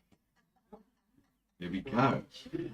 That's not, it doesn't mean we have to do it. I'm just saying if we have budgets. Ja, budget. Okay, kommentaar. Is iemand wat iets wil sê uit die vooruit? Hierso, meld dit iets te sê. Ek het alweer 'n ou vraag, ja. Wonderlik. Dis klink na fabulous, né?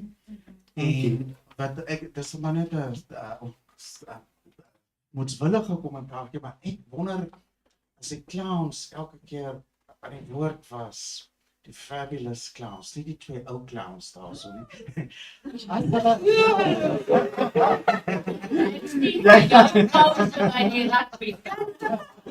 the point of the play. We actually the clown. Ons gaan bodyguards moet kry.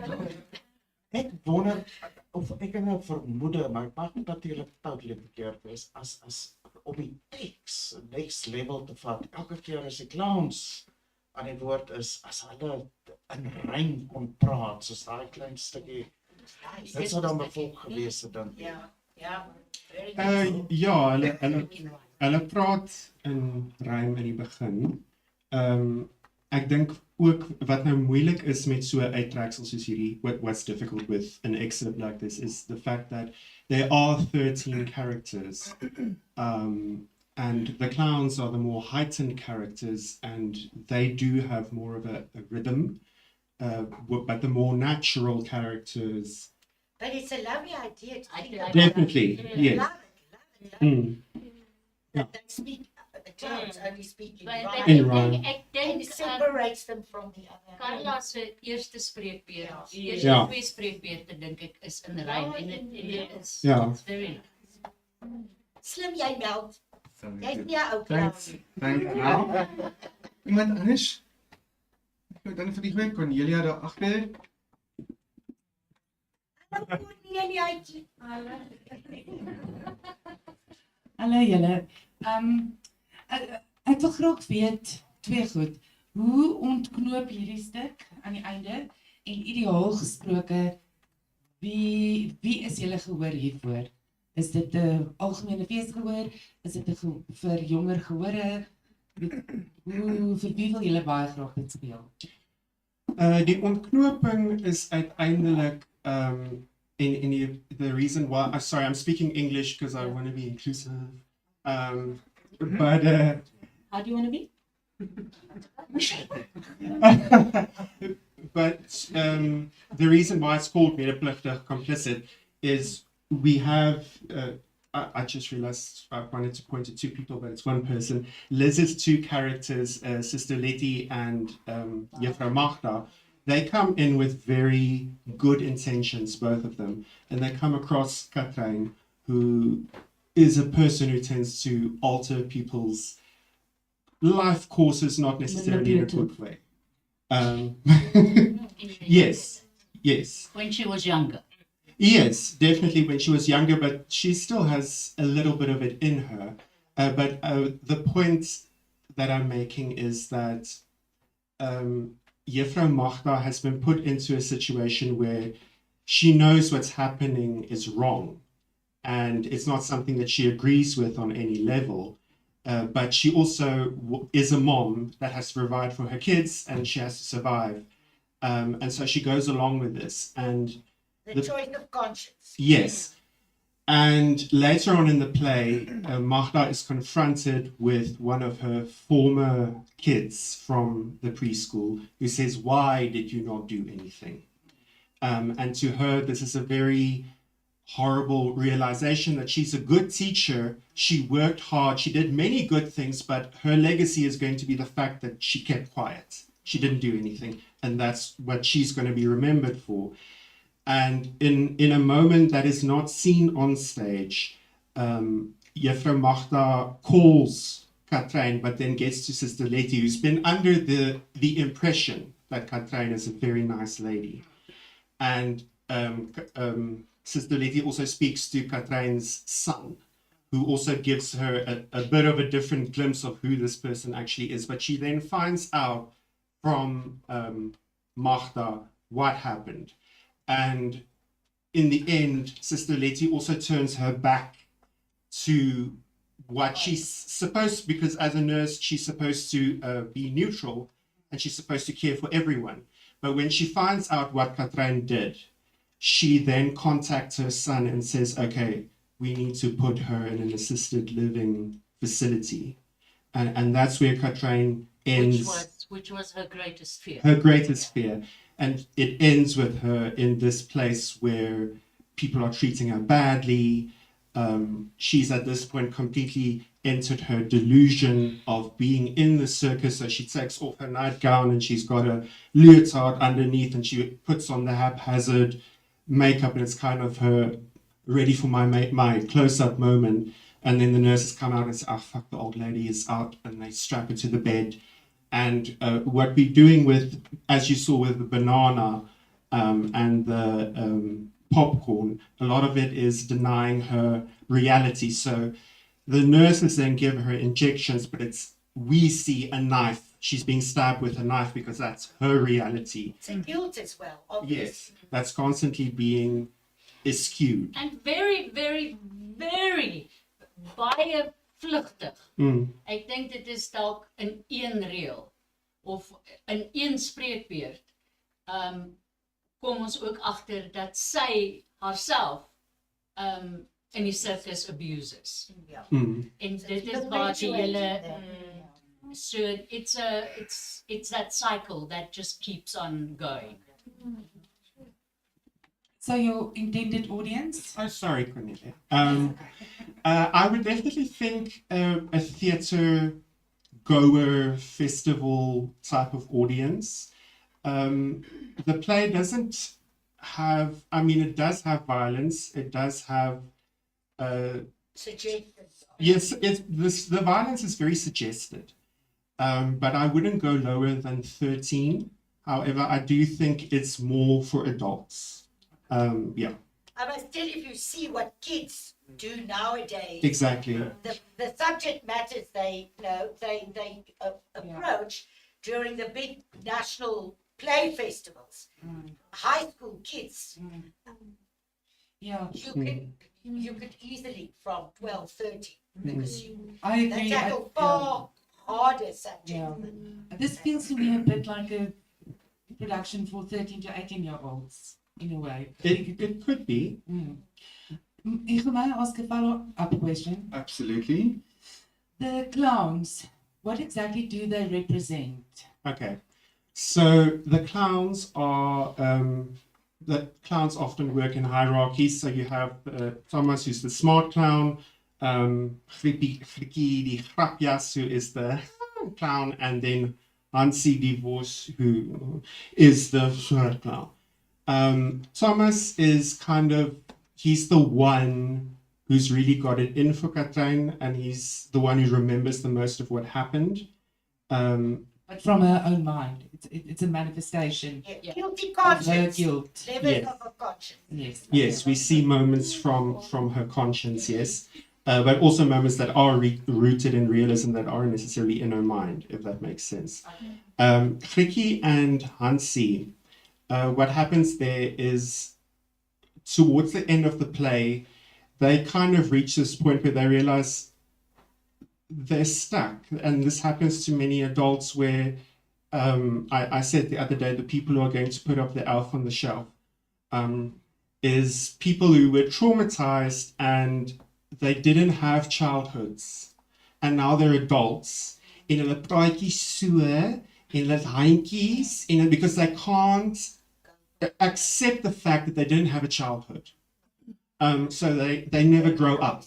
They just remain in that childlike thing until to end the two of them reach that thing of, well, I guess we're just always going to be kids. We can't grow up. Baie dankie. Right, thank you. Thank you. Is daar enigiemand anders wat 'n vraag wil vra? Ons het 'n bietjie agter, so baie dankie almal.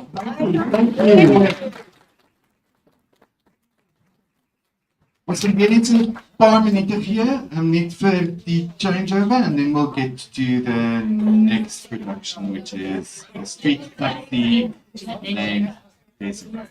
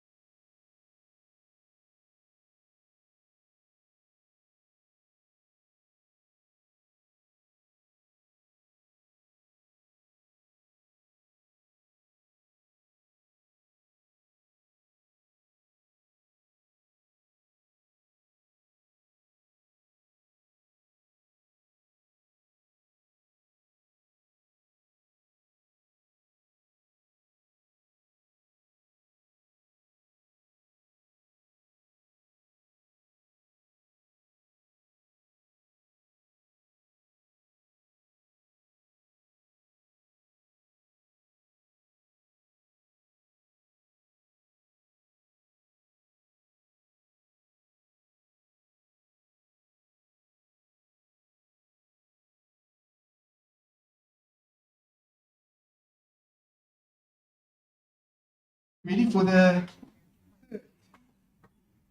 pitch for the day. It's a play called A Street Taxi Named Desiree by Obett Motaung. He's not going to speak beforehand. He prefers to speak after the extract. So we're going directly into the extract. Enjoy.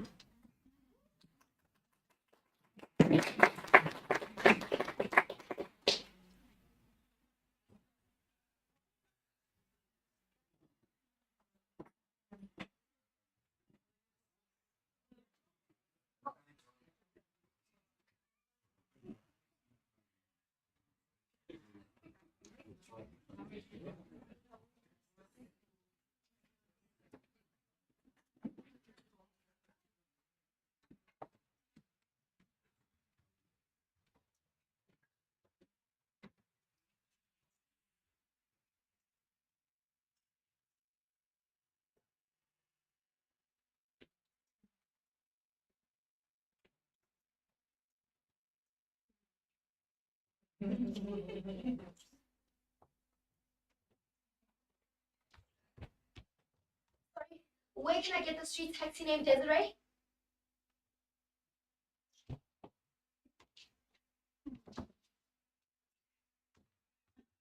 Where can I get the street taxi named Desiree?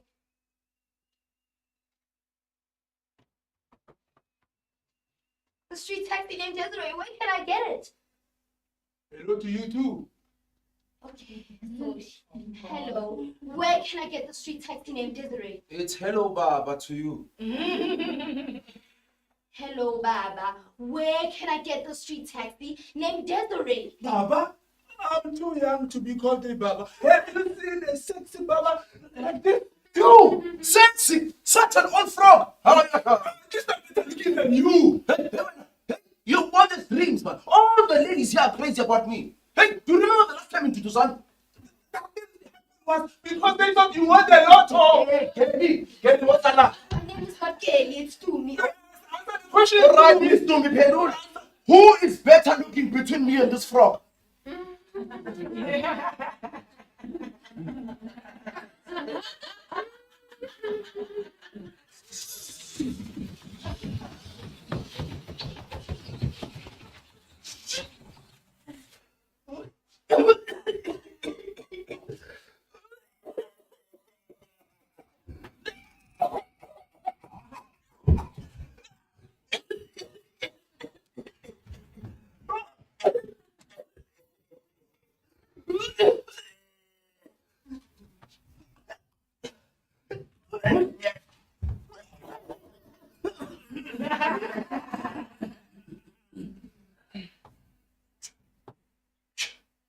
Give it to me straight. I'm dying, right?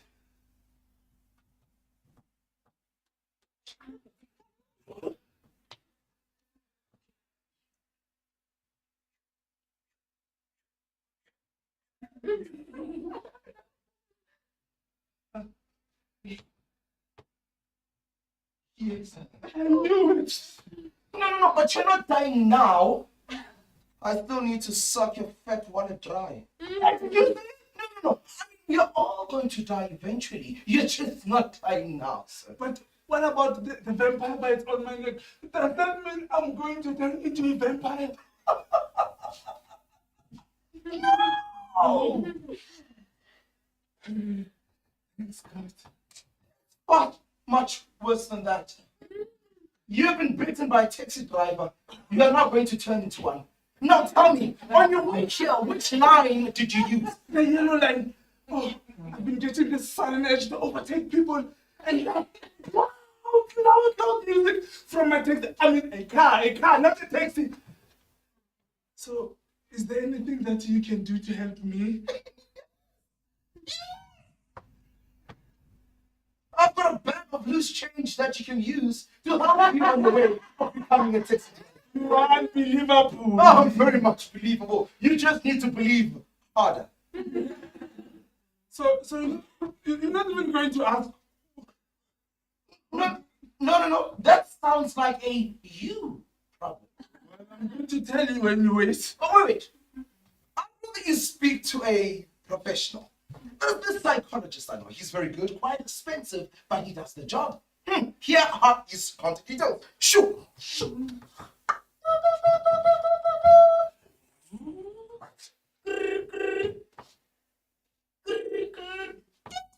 Hello? World's best psychologist speaking. If you've got the money, I can fix the problem because there's no problem that money can fix.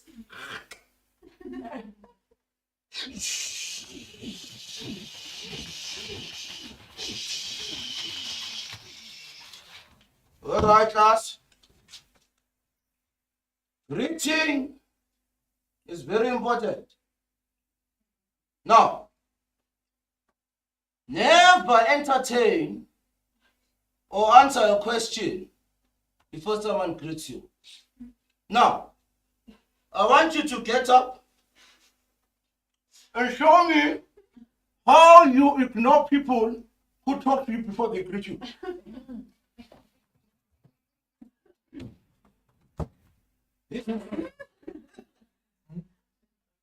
All right.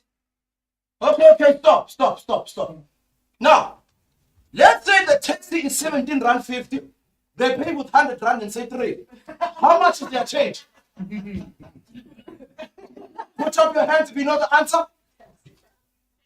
All right. Those who have raised their hands, get out. You have all failed. Hey, get out, man. You guys are disgusting and pathetic. You're probably the people with real licenses and who don't pay bribes. In this business, we do not count our change. We give the money to the passengers to count their own change. Ours is just to collect the total that is due to us.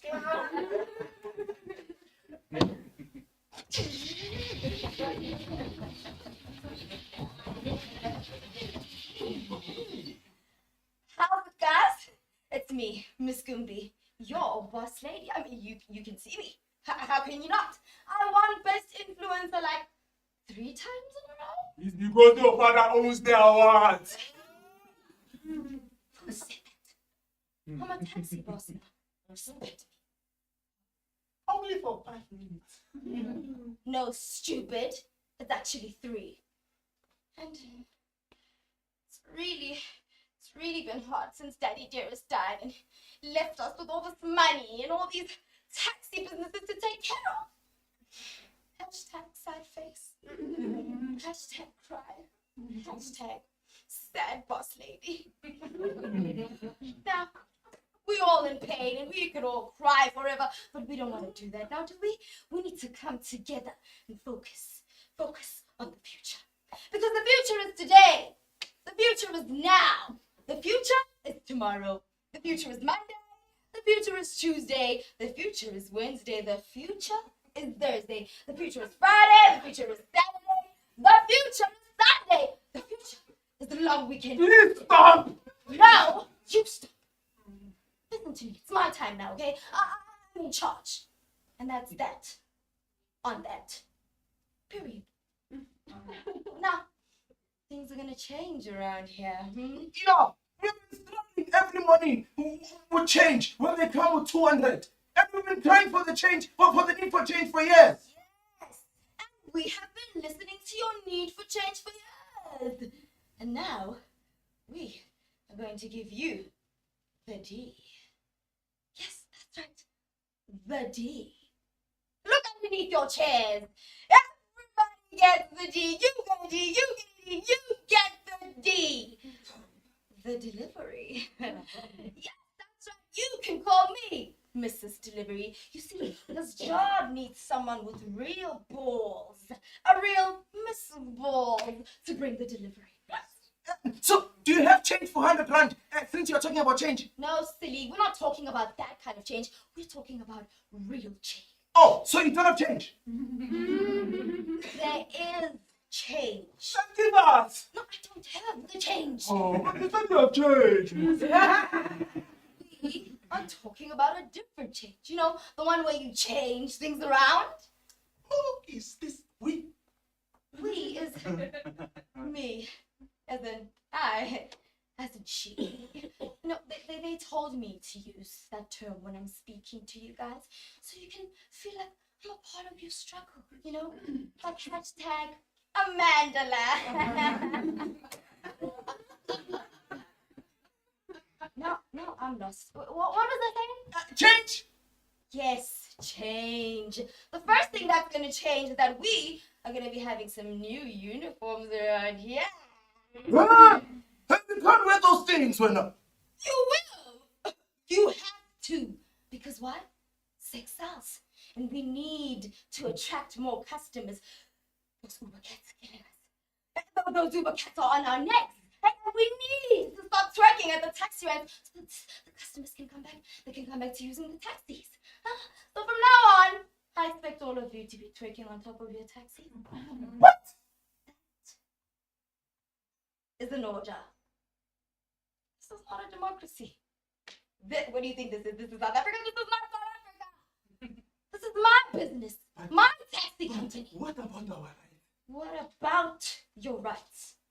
You see, your rights in my taxi business are all wrongs. Next thing we are going to change is that we are going cashless. That's right. Our passengers are now going to swipe. Because I've heard about how you are putting in extra passengers to get a little extra cash. You see, a little side hustle in my taxi business to fund your cigarette addiction stops today. Not on my watch. Hey, tough times are here. Yes. And tough times are going to last. Now, next thing, we are going to introduce the new smart taxi. It has Wi-Fi, it massages the passengers, it has a flat screen TV where the passengers can view the latest films. The passengers can even make their favorite song requests. I can see it. It's gonna be a vibe. Next thing you're going to tell us they can fly. No, silly. They're just gonna travel on the sea like boats. We now can make international trips. Jersey to New York, Durban to Dubai. I'm talking East London to London. They can even have refrigerators so we can store our cold drinks. I mean, we all know the importance of cold drink in this industry. And the taxis are gonna drive themselves. What jobs? Take a chill pill. You'll still have your job. You're just not gonna be driving the taxi. You are gonna be like hostesses, you know, making sure that the guests are having a great time. Come on, you get me. You check it out. So we are going to be like it girls. Oh, gee. Well, now you get it. You see, you were smart and to think that I was actually planning on firing you after the speech, but you're a lucky chap. Today's your lucky day. Okay, I hope the changes are clear. It's either adapt or die. And we can't afford to die because we don't own a funeral parlor. Yet, Daddy was still in the process. No, Shanti. Hey, stop. What are you doing? Redistribution without compensation. That is not nice. Did you stop to consider my feelings? Oh, sorry. How do you feel? I've been feeling bloated. Must be this new dance that I'm on. Oh, so I can go now. Did you even ask for my permission? Oh, sorry. I didn't think I had to. Or do I have to? I mean, I don't know. It's my first day on the gig. Shame. Nah. Would you like me to make you some cup of tea? Yes, with 3 sugars and money biscuits.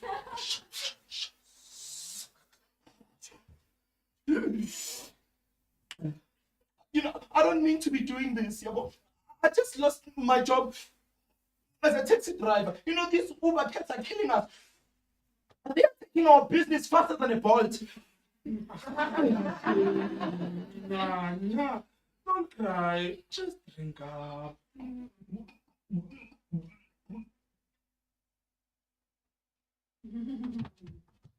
Hang on.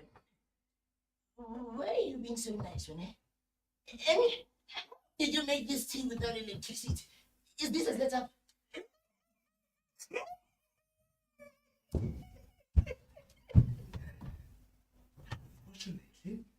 Still working on my evil love. Yes.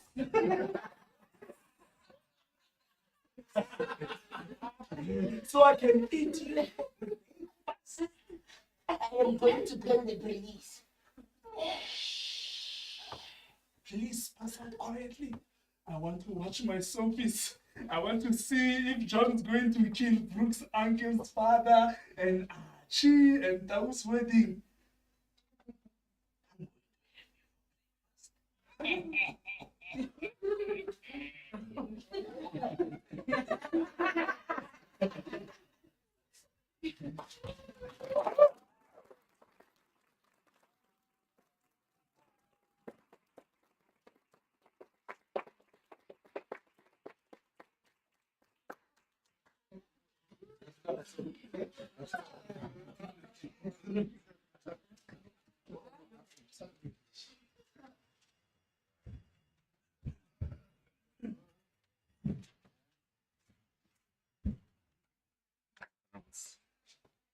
So. Wat hier is die lang. Here we go. Hello, everyone. Hi, my name is Obett Motaung, and I'm the writer and director of this play, it's named Desiree, which is basically a satirical look on the taxi world. The play is episodic in nature, so each scene can exist independently, but they're all tied together by this theme of the taxi world and looking into it. It's what you saw is basically the style of the production, three-hander, poor theater, and yeah, we're good to go and can go anywhere, and we just need producers to just back us, and we just have a good time and get audience laughing and get audience like having a good time. So yeah, we are ready for you guys to give us your big fat check and start. We can start in the next hour. Yeah? So let's have a question. Wonderful. Where are you all from? Not a difficult question. Not a difficult one. Greetings to everyone. So I'm based in Soweto, Midlands. Yeah, I'm based in Joburg. That's where I'm from. Joburg, and just introduce yourselves as well. To Oh, the audience so that might not know you. cool. I'm Spesiso Mkhize. I'm a performer. I'm a musician. I'm a musical director. I'm a lecturer. I'm currently teaching musical theater. But what else do I do? Yeah, I'm just a theater practitioner. That is me.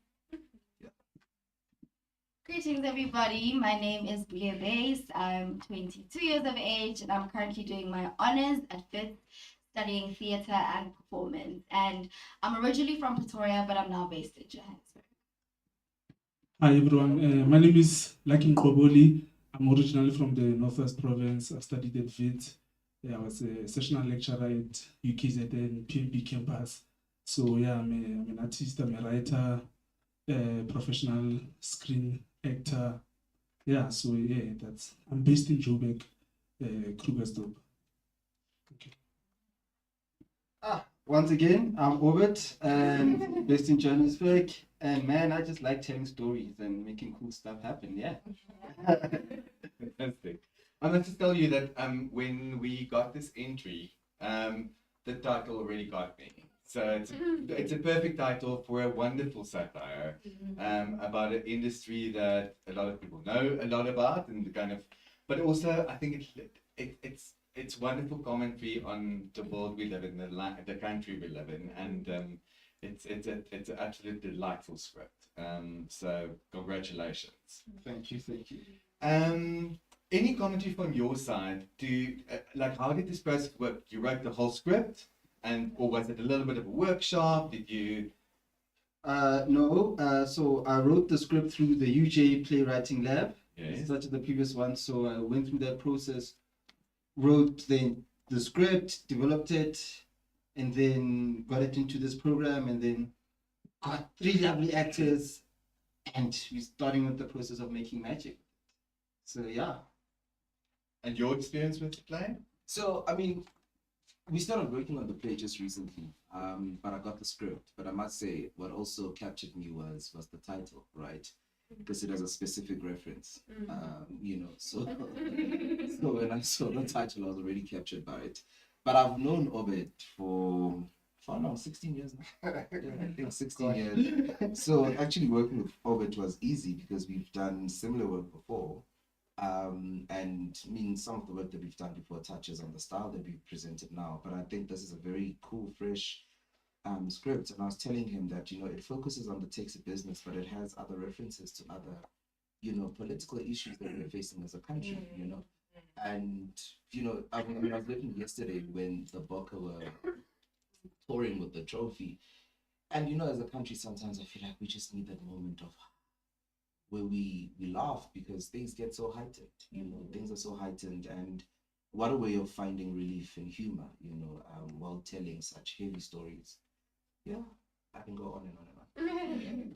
Yeah, I think for me, from an intellectual and philosophical point of view, I'm more into comedy. So the idea of comedy, and you know, really connected me to, you know, Obett's play. And I've worked with Obett before, and Spusiso here. So the process for us was like, you know, just like, you know, getting to characters, you know, just like, you know, talking about the important themes, you know, yeah, and the idea of, you know, the technology, you know, especially in the taxi industry, you know, this idea of, you know, AI and, you know, what does it mean for, you know, the South African taxi industry. So, yeah, for me, from that intellectual and philosophical perspective, you know, I think it's like it's charged.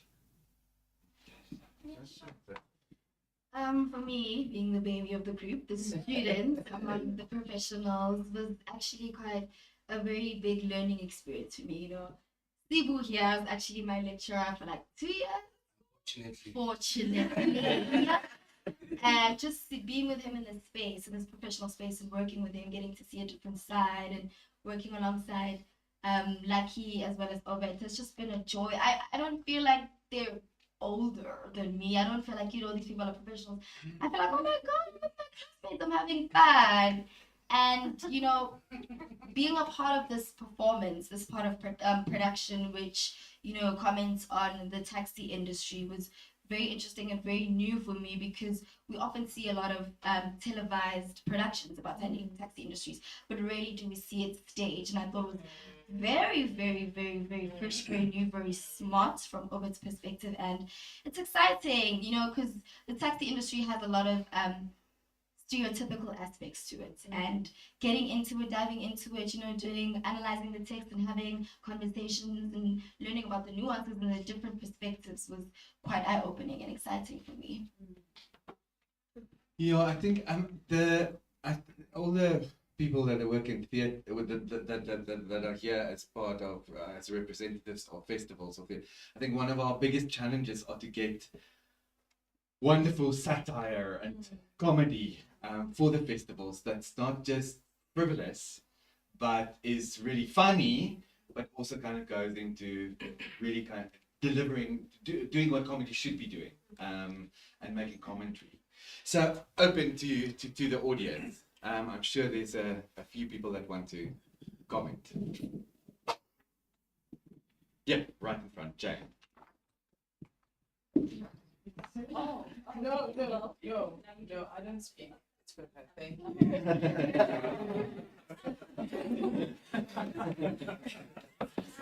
Just introduce yourself, Jane. Oh, do I still need to introduce myself? Yes, there's few people here that don't know you How yet. do you not know me?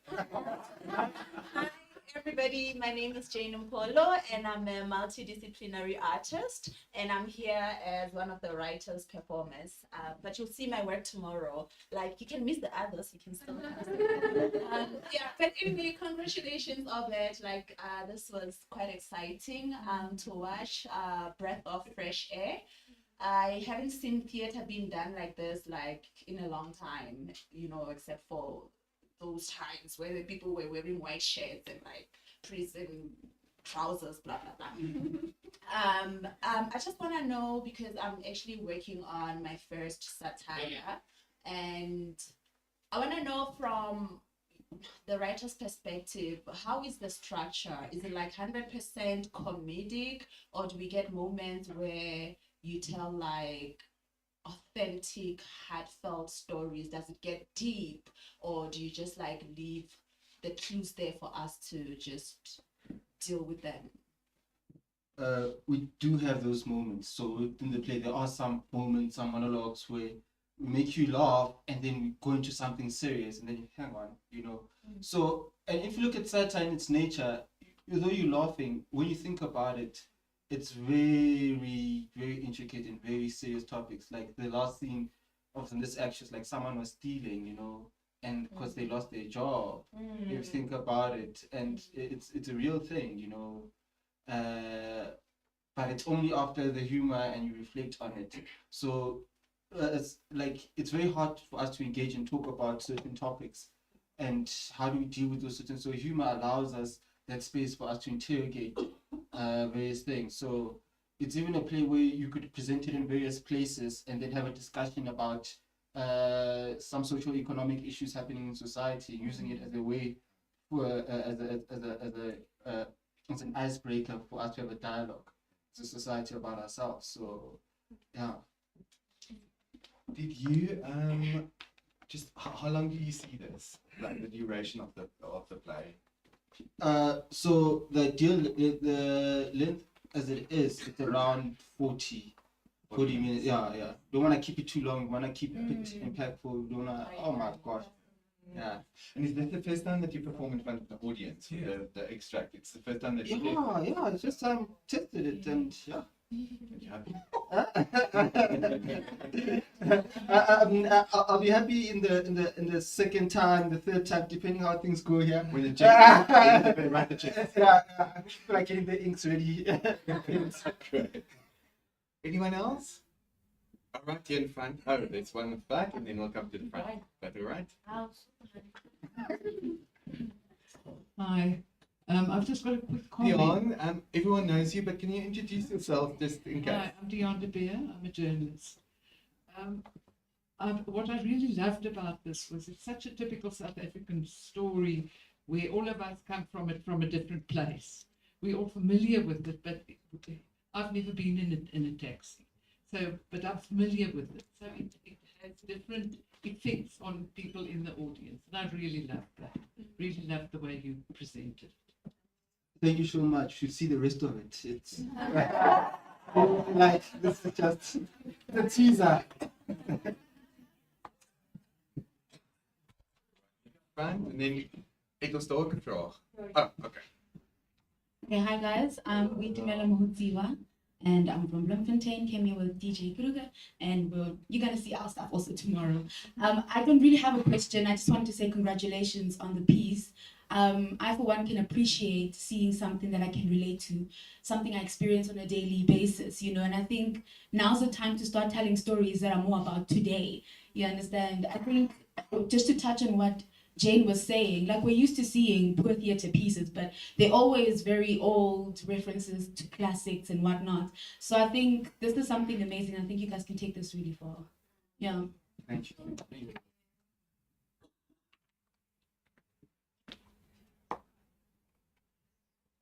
Is daar nie meer vrae daar nie? The safe space. Okay, well, thank you so much. Thank you guys.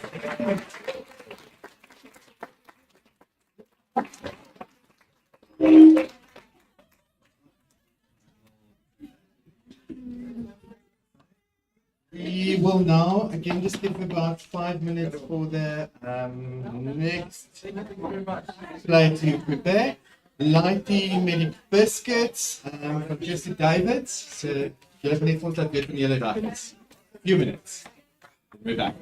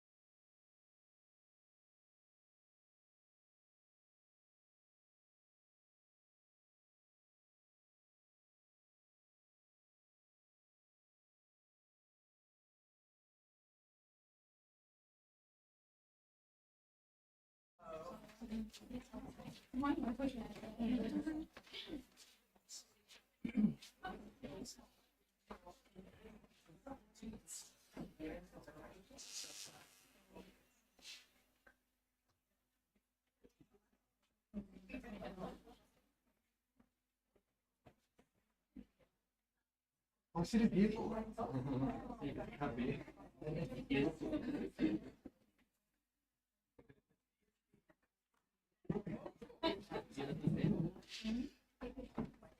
Welcome back. Next up is a play called Laaitie met die biscuits, geskryf deur Christo Davids. So Christo, ben na jou. Baie dankie Hugo. So die toneelstuk Laaitie met die biscuits is hoofsaaklik geïnspireer deur die storie van 'n Down syndroom seun, Nathaniel Julius, wat noodlottig deur die polisie doodgeskiet is in Eldorado Park in 2020. Daar was baie controversial goed rondom hierdie saak en toe die storie die eerste keer breek het ek gevoel dis 'n nodige storie om te vertel. Soos ek sê, dit is nie die storie van Nathaniel Julius nie, maar dit is die storie van ander mense wat victims is.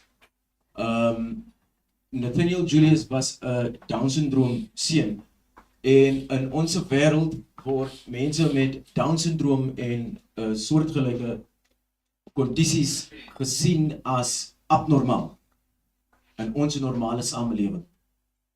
Want ons is die normales, reg? Maar die oomblik wat vir my treffend was en wat ek gebruik het as 'n premise vir hierdie play, is dat die oomblik as Nathaniel doodgaan, en in die tweede bedryf van hierdie toneelstuk, kom Nathaniel se gees terug, en hy is op die verhoog die hele tyd, terwyl sy ma by die polisie hoor, hoe noodlottig as hy dood is, en dat hy vir haar die waarheid begin vertel, en vir ons as 'n samelewing wys hoe normaal hy was in 'n abnormale samelewing. So, dis die premise, net so 'n klein bietjie agtergrond oor die karakters. Daar is 4 karakters in hierdie toneelstuk. Daar is Nathaniel se ma, June, wat gekies het toe sy hoor dat sy 'n Down syndroom geboorte gegee en 'n Down syndroom kind besluit het om wel geboorte te gee aan hom en om hierdie kind groot te maak in Eldorado Park. En met al die uitdagings wat op hulle twee se pad gekom het, het sy nog steeds by hierdie seun gestaan en hy weet dat niemand ooit so lief vir hom sal wees soos sy ma nie. As die toneelstuk open het met hulle twee.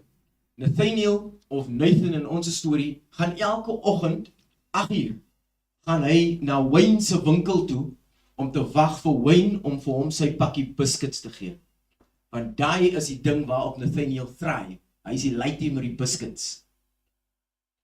Hierdie spesifieke oggend is daar 'n riot in Eldorado Park omdat die mense al vir meer as 'n week sonder water sit in hierdie gemeenskap. So daar's 'n riot op pad en Nathaniel se ma kry hom by hierdie winkel. En sy probeer hom by die huis kry, maar is vir haar baie moeilik want dit is deel van hierdie seun se ritueel waar hy elke dag gaan. Ook op daai stadium van die wedstryd en soos in die toneelstuk, the tensions in this specific community is very high. It's palpable. Enigiets kan gebeur want mense is sonder water. Dan is daar Nathan Daniels, die Down syndroom seun, en dan is daar 2 polisie mense in hierdie toneelstuk. Daar is Solly wat gespeel word of gelees word op hierdie stadium van die wedstryd deur Rowan van Rooyen. En dan is daar Carla Klassen. Moet dit in Engels sê, anders praat sy kwaad. Dan is daar Carla wat die rol van Kayla vertolk, wat die jong offisier in die polisie is. She's on entry level in hierdie polisie in. Solly in ons storie is die antagonis. En in die verhouding tussen hierdie 2 karakters, Solly is een van daai wat staan dit 8 uit die skool het al is. Hy was nog al die jare 'n boelie, hy was nog al die jare 'n probleem.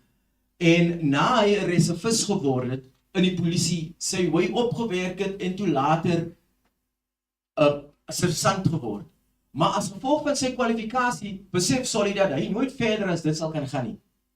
Maar Kayla het the world is her oyster. Right? Sy's jonk, sy's 'n vrou, she's got willpower. Ja, sy kan enige plek daartoe gaan en dit veroorsaak 'n striweling in hierdie verhouding tussen die twee van hulle. Hulle is nie partners nie, maar in hierdie toneelstuk word 4 mense se lewens in een dag bymekaar gegooi and that causes the explosion at the end of the day. Kayla is besig om te voor te berei vir haar eksamen om 'n warrant officer te word.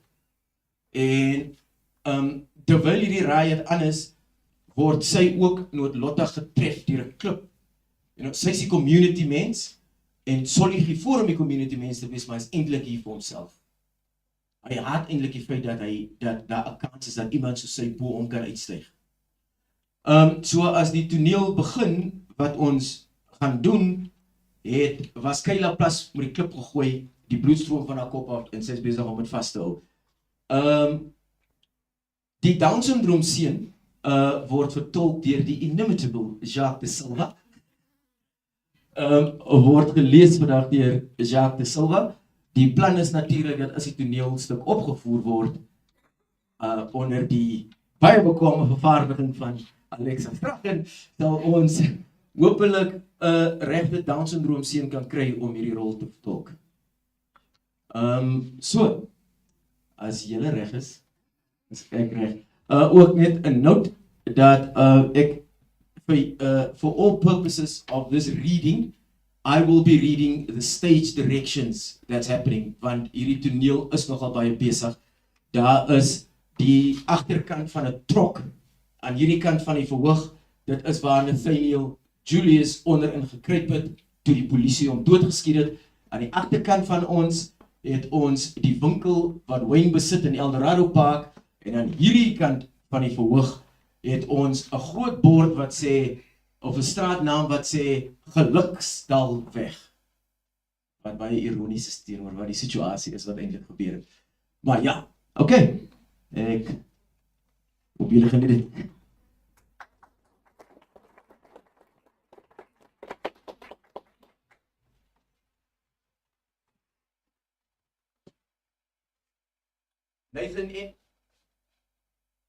Nathan enters the space. He's now wearing his fake police gun around his waist and a sheriff badge on his shirt. He spots the 2 cops. He peeps through the broken window, starts calling. Wayne! Wayne, moenie worry oor die biscuits nie. Ek het 'n ander pakkie by die huis gekry van my secret stock. Jy moet dit replace. Waar is jy? Is nou hoe laat? Hy's nog nie teruggegaan huis toe net. Sy loop op stuikkant. Mag jy hulle kry? Nee. He spots the bloodied shirt in Kayla's hand. Het iemand jou by julle geskiet? Met 'n klip gegooi. Wie? Maak nie saak nie. Dit maak saak, ons moet hulle gaan arrest. He draws his gun. Solly also draws his gun. Hy sit weg tyding. Gee daai gun nie. Nee, ek moet dit gebruik om Kayla te protect. Net toe gooi iemand daar weer. Ek's okay net. Gee daai gun nie. Myne? Ja, en nie weer met jou praat. Solly tries to grab the gun, but misses. Dis nie 'n regte gun nie, los die kind. Solly wrestles the gun off the young boy. Hy sit tot. Skep terug my gun. Of wat? Ek gaan 'n saak maak teen jou by die polisiestasie. Die gun is illegal. Jy weet dit is waar. Gee my gun. Gee sy gun. Solly hangs the gun in front of the boy like a carrot. Nathan unsuccessfully tries to grab the gun. Nathan, los die gun. Ek sal dit later na julle huis toe bring. Kom ek wys jou hoe gebruik 'n mens jou authority. Wil ek jou wys hoe om 'n regte polisieman te wees? Okay. Kom sit hier. Ons gaan vir Kayla help om haar eksamen te slaag. Wat nou? Daar die kind gaan, wat as die mense kom? Ag, maar die mense is besig om te ry vir die municipal office. En anyway, hy wil leer. Nee, Nathan. Kan ek 'n reisdag met julle in die polisie weer ry? Ja. Maar Kayla die toets slaag. Okay, wat moet ek doen? Ja, in die game. Dit sê die kop en jy is die robber. Ek wil nie die robber wees nie. Right? Besie is die kop en dan is ek die robber. Okay, dat klink beter. Of nou, kyk hier, moet by interrogate. Want ek het pas by Wentzel winkel ingebreek.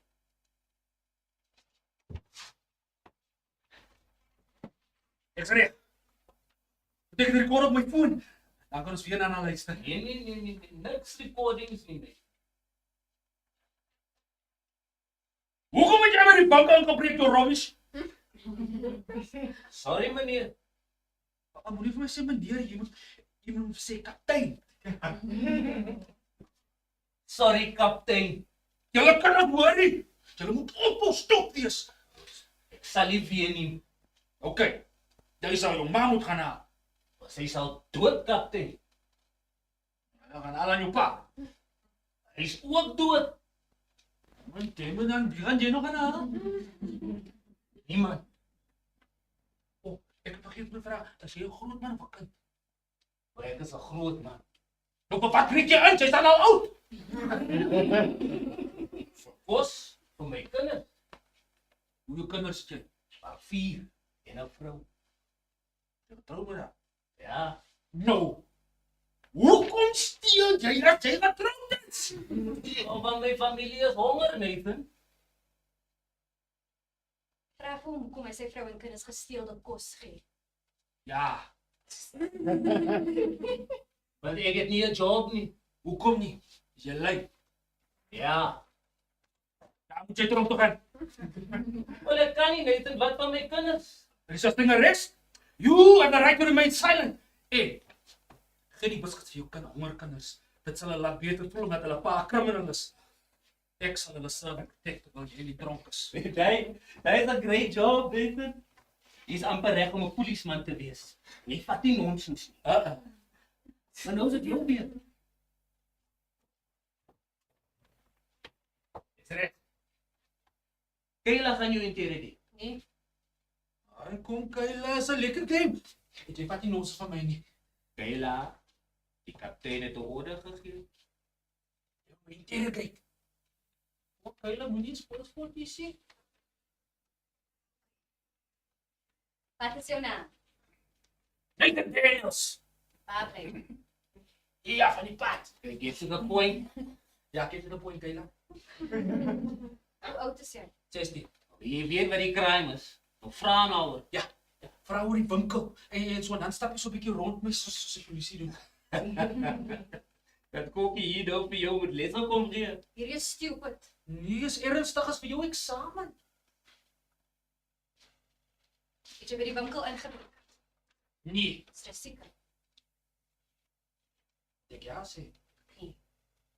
Ek nee sê. Ja. Maar maak op jou mind dan, Kayla. Ja of nee? Ek is klaar met die game. Oh, jy is in die verkeerde beroep. Nee, jy is in die verkeerde beroep. Nee, as jy Laaitie kan jy serieus opneem nie. Nathan, gaan nou huis toe asseblief. Waarom my liefde nie ben? Die game is klaar. Die game is klaar, sê ek soos. Kom, ons speel nog, ek like het. Ek het klaar gepraat. Nou, waar is my dan? Dis nie nodig nie, jy het niks verkeerd gedoen nie. Het ek dan nie by die winkel gebreek nie? Ja, het. Dan moet ek gestraf word. Ja, straf hom, Kayla. Wat vir hom jou straf my? Sy kan nie. Sy kan nie, want sy is nie regte polisievrou nie. Sy is te sag. Hou jy nie van die game nie? Maar hoe kon sy verder te speel nie? Die Robert besluit nou sommer vir kops wat gebeur next. Die game is verby. Ek gee die orders hier net. Kayla hou nie van die game nie. He holds out his packet of biscuits to her. She takes one. Kom, ek stap saam met jou huis. Nathan, sit. Is ek weer die robber? Correct. Begin weer. Nathan, is Kayla 'n regte polisievrou? Dink so? Is sy of is sy nie? Nee, sy is bang. Wie is sy bang? Ek weet nie. Dink wie sy is bang vir jou? Ampie sê haar pa drugs verkoop. Hulle is geharde mense. Het jy respek vir haar? Is die nog part van die game? Ja, nee. Ek weet nie of haar pa regtig drugs verkoop nie. My ma sê dat Ampie kan baie lief. Ja, maar wat dink jy? Ampie sê, Kayla se pa was regtig doos. Hy het so gesê. Sê wat ek dink. Die mond van die segel. Dink jy Kayla is ook 'n doos? Weet jy wat ek dink? Ek moet huis toe gaan. My ma het vandag 'n interview gehad vir 'n nuwe job. Sy het gekry aan ons streek en ek gaan ook 'n polisieman word. Ek dink die game is nou klaar. Hy is pokkel klaar nie. En wat sê Ampie nog? Hulle sê jou pa drugs verkoop is al. En wat sê jy van my? Kan nie onthou nie. Moenie van my lieg nie. He holds out the biscuits to her. Ek kan dit kry. She eats the biscuits out of his hand. He goes down and starts picking them up. En wat dink jy van my? Ek dink maar wat almal dink. Dat ek 'n dwaas is? Nee, ek like jou. Want jy lag saam met hulle agter my rug. Wanneer lag ek? As hulle al die kak van my praat, Nathan. Nee. Ek lag net as Ampie so sê, hy's funny. Jy ken hom mos. So julle almal dink eintlik fokkel van my nie. Ek weet nie. Ek weet nie wat ek dink hier is die nog deel van die game. Sê vir my of ek sluit jou op omdat jy by die winkel wou inbreek. Ek weet nie. Jy het nou net gesê jy het by die winkel ingebreek, Nathan. Wanneer? Toe jy 'n robber was. Sien. Wat het oom Ampie van my gesê, Nathan?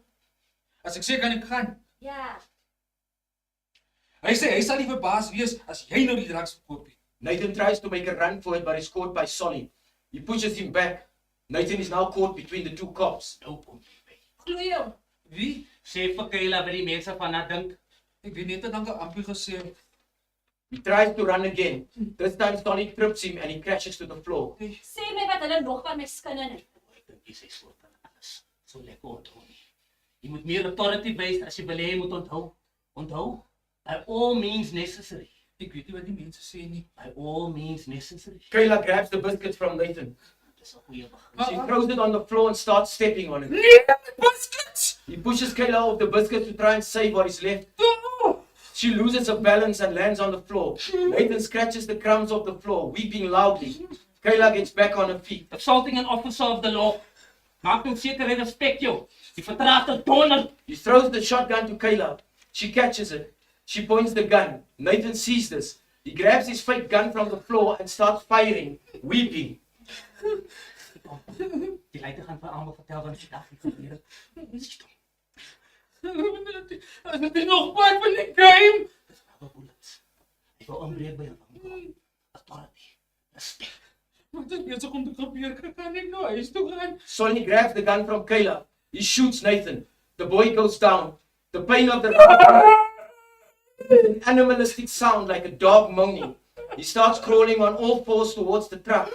Solly puts the gun in Kayla's hand. She can't pull the trigger. Moet weet wie's in charge. Wat het ek aan gedoen? Hy sal wie's baas. Moenie asseblief as baie seer. Jy kan net 'n kode aan Ampie vertel. Nathan takes out his phone. Hy is toch aan asseblief. Ma, sy kry vandag nie beweeg. Kayla lowers the gun. Nathan continues to crawl under the truck, fumbling with his phone.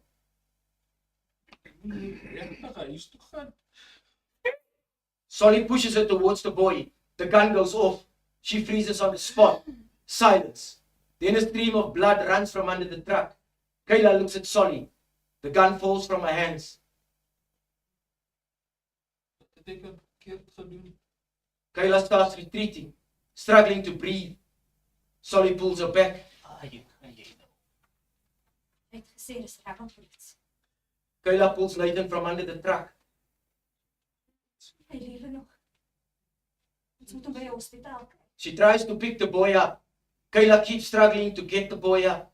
Eventually she crashes to the floor with the boy in her arms, cradling him as Solly stands watching her, smirking. Silence. End Act 1.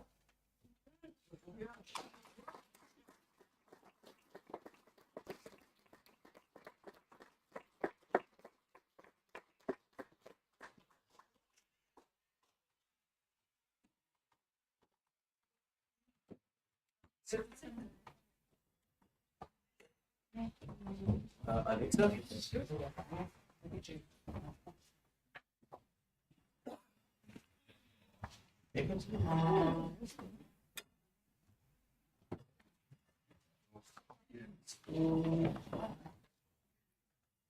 Dat final is iets in de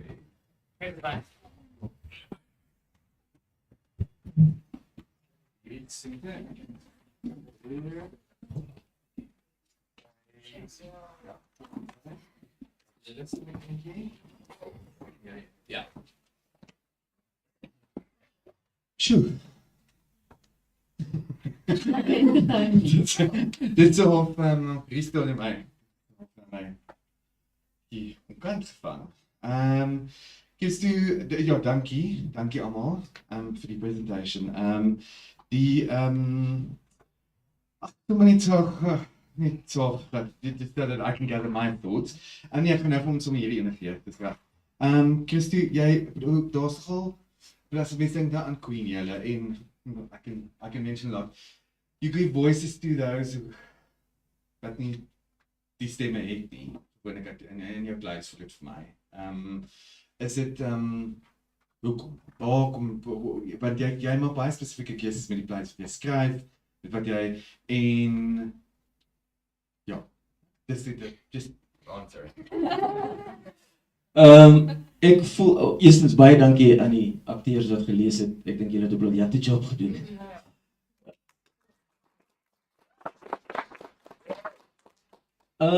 Ek voel altyd die grootste rede hoekom ek theater doen, of hoekom ek doen wat ek doen, is omdat ek iets het om te sê. En gewoonlik as ek nie iets het om te sê nie, bly ek maar stil. So, ja, in 'n plek soos my seuns, wat gegaan het oor die verlede in apartheid en dat dit 'n wyeer struggle was as wat mense gedink het, of moes met Queenie hulle waar 'n groep bergies uitvind, hulle kan nie stem nie want hulle het nie 'n proof of address nie, so hulle kan nie register om te vote nie. So hulle lewe, hoe gaan hulle lewe ooit verander as hulle nie 'n sê in die saak het nie? Die plek wat ek onlangs by die Baxter gedoen het, Orphans, het gegaan oor die gebrek aan 'n pa in 'n sekere huishouding en wanneer 'n vreemdeling in 'n sekere opsetting stap, hoe verander hy en die situasie van waar hy stap. Is nature stronger than nurture? Is die premise van iets soos dit. So, wanneer dit kom by keuses maak oor stories, is dit altyd iets wat my persoonlik tref. Byvoorbeeld as 'n Down syndroom kind doodgeskiet word, and it's just another act. En hierdie polisie ouens kan net sê, nee, maar daar was 'n riot and he was caught in a stray bullet. A stray bullet caught the kid, en dan gaan die lewe aan, right? Dis is in Queenie, hulle 'n bergie is dood. Nobody cares. We can pretend to care, but we don't. So dit is ons almal, so every writer has the responsibility to hold up a mirror, right? Because the moment you write, you're giving an opinion about how you feel and what you think. Whether that ending is open-ended or not. 'n Skrywer het 'n groot verantwoordelikheid because he influences people's minds. He influences a school of thought. So as dit kom by toneelstukke, ja, dis kom met my so lank vat om hier goed te skryf tot Alexa se einde. Nee, dankie.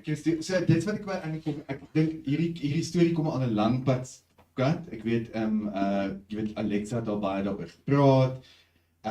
Die groot ding wat om jou te kry om dit ja, sodat ons iets het om te sien, sodat mense weet wat is hierdie storie. Hoeveel is daar al, so dankie dat ons nou daar is. Hoeveel van hierdie is al geskryf? Jy weet, is die teks klaar? Is die teks gereed? Waar trek jy daarmee? En Alexa, dan gaan ek net by jou oorgee om net bietjie te sien hoe julle sien die pad vorentoe vir die toneelstuk. Soos ek gesê het, dit vat baie keer 'n tydjie om dit klaar te kry, want ek is geneig om goed oor en oor te skryf. Soos ek sal 12 drafts skryf en dan was dit nog net act 1. Omdat 'n man, daar's 'n David Mamet het 'n boek geskryf, 3 Uses of the Knife, Problems with the Second Act. En dit is gebeur baie keer met die tweede act, omdat die eerste act is nooit sterk genoeg met die tweede act te inform nie, right? Want ons almal weet hoe die play moet eindig, so we all writing towards that. Ons wil deurdruk om by die einde uit te kom, maar In hierdie geval is hierdie teks op sy 1,5 draft. Hy sou draft 1,5 as amper 'n volledige draft 2, ek beloof. Dit soos ek sê, dit vat net tyd om dit te doen. Maar daar is 'n play wat van begin tot einde is. Ek moet ook bieg toe ek die teks van Alexa toe ek die terugvoering op die teks van Alexa afkry, toe sê sy vir my hierdie toneelstuk is weer een soos al jou ander stukke hopeloos te lank. So hoe lank Alexa oor na jou? Hoe lank dink jy moet die stuk wees? Hoe lank sal jy dit graag wil hê en dan net pad vorentoe? Wat is die volgende stappe? Wat van ons geval wat gebeur die openbare? Nee, ek dink die uitdaging tans vir ons lê by, en ek dink dis dalk bietjie Cornelia se skuld as ek reg verstaan, is Dis altyd Cornelia se skuld. dat ons moet besluit neem na een of ander kant toe en dit lê by die Down syndroom kind. Of ons gaan daarmee, ek sien dit as uit 'n producers oogpunt sien ek natuurlik net gevaarligte en probleme. Dis baie exciting aan die een kant, maar ek dink ons moet daar op 'n stadium moet ons net 'n besluit neem watter roete ons gaan volg. Dis nie so maklik om te cast uiteraard nie. So en ons gaan 'n pad met stap met mense en ons gaan 'n pad met stap met hopelik van julle hier in hierdie saal as ons daai droom wil laat realiseer. Dis tans vir ons die grootste kruks. Ja, Christo, stem jy? Ja. Okay, ek het nie vra. Safe space. Hoekom spesifiek oorweeg julle hoekom sou julle nie akteur cast wat die rol speel nie? Hoekom jy weet wat jy weet van obviously is dit 'n uitdaging om iemand te cast, is daar iets van 'n iets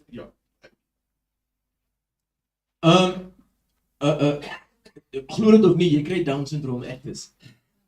Ja, daar's vlakke. Ek dink mense moet net dit onthou. Daar is verskillende vlakke van ek en Wayne is albei vertroud met 'n dame wat is die skool se naam? Forest Town. By Forest Town in Johannesburg, wat deel met verskillende mense met verskillende kondisies. En ek dink regtig dat sou ons die regte akteur kry, en ek weet dit is baie moeilik, dat dit 'n ander dimensie na hierdie toneelstuk toe bring. Dat dit 'n ander tipe diepte bring, om net die kans te vat om dit te doen. Ons is ook al gesprekke gewees met ander mense. Ons het nog nie 'n kontrak geteken of so kan ek oor praat nie. Maar so dit is vir my is dit 'n 150% bonus sou dit moontlik wees. Want ek dink regtig it will elevate this play a lot and it will show that wat ons baie keer dink is nie noodwendig die waarheid nie. Why are we doing theatre if we're not challenging ourselves? We've got questions to ask.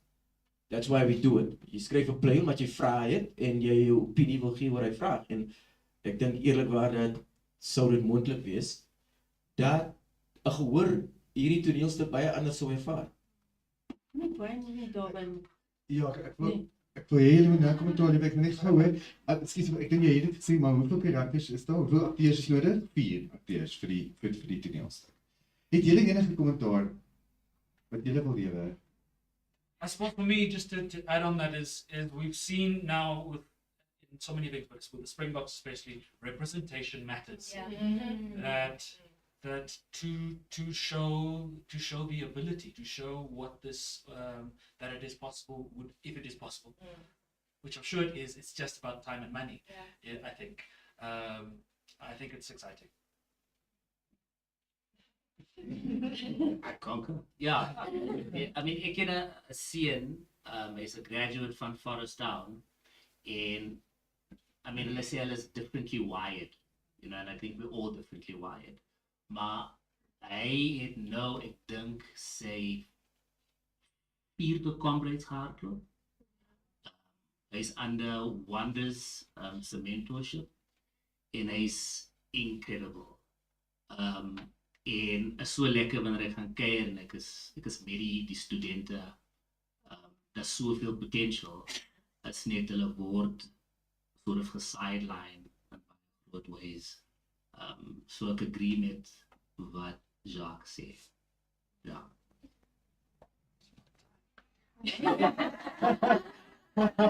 Ek wil praat Jacques om in te rol. Oh. Yeah, I just completely agree with Jacques. We have something in our family that's so good today. My cousin's kid has Down syndrome, and I think there was little I understood about Down syndrome before we had someone who had Down syndrome in our family. And I think from that you learn where your own biases lie and the kind of myths that as a society we have just taken on. And I think, I know overseas that there's a larger movement to get people to obviously play these roles. And I think we need to see more of that at home as well. And if it's possible, then lekker gooi. Yeah. I mean, I'm going to be a little bit cheeky in saying we can't say that we're going to represent this this community, but then people with Down syndrome, but then say it's too much of an inconvenience to get them onto the stage to tell the story. Maybe. Challenges laid out. No, that answers the question. Hoor, kommentaar, vraag?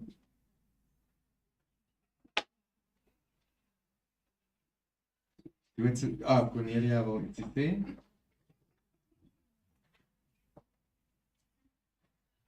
Dankie Christo, as iemand wat ook al een van die weergawe van hierdie teks gelees het, is dit my wonderlik om dit nou te sien lewe kry. Ek dink ek kan sien daar's gewerk daaraan en ek wil jou skrywer gelukwens daarmee dat jy so vroeg met jou eie werk.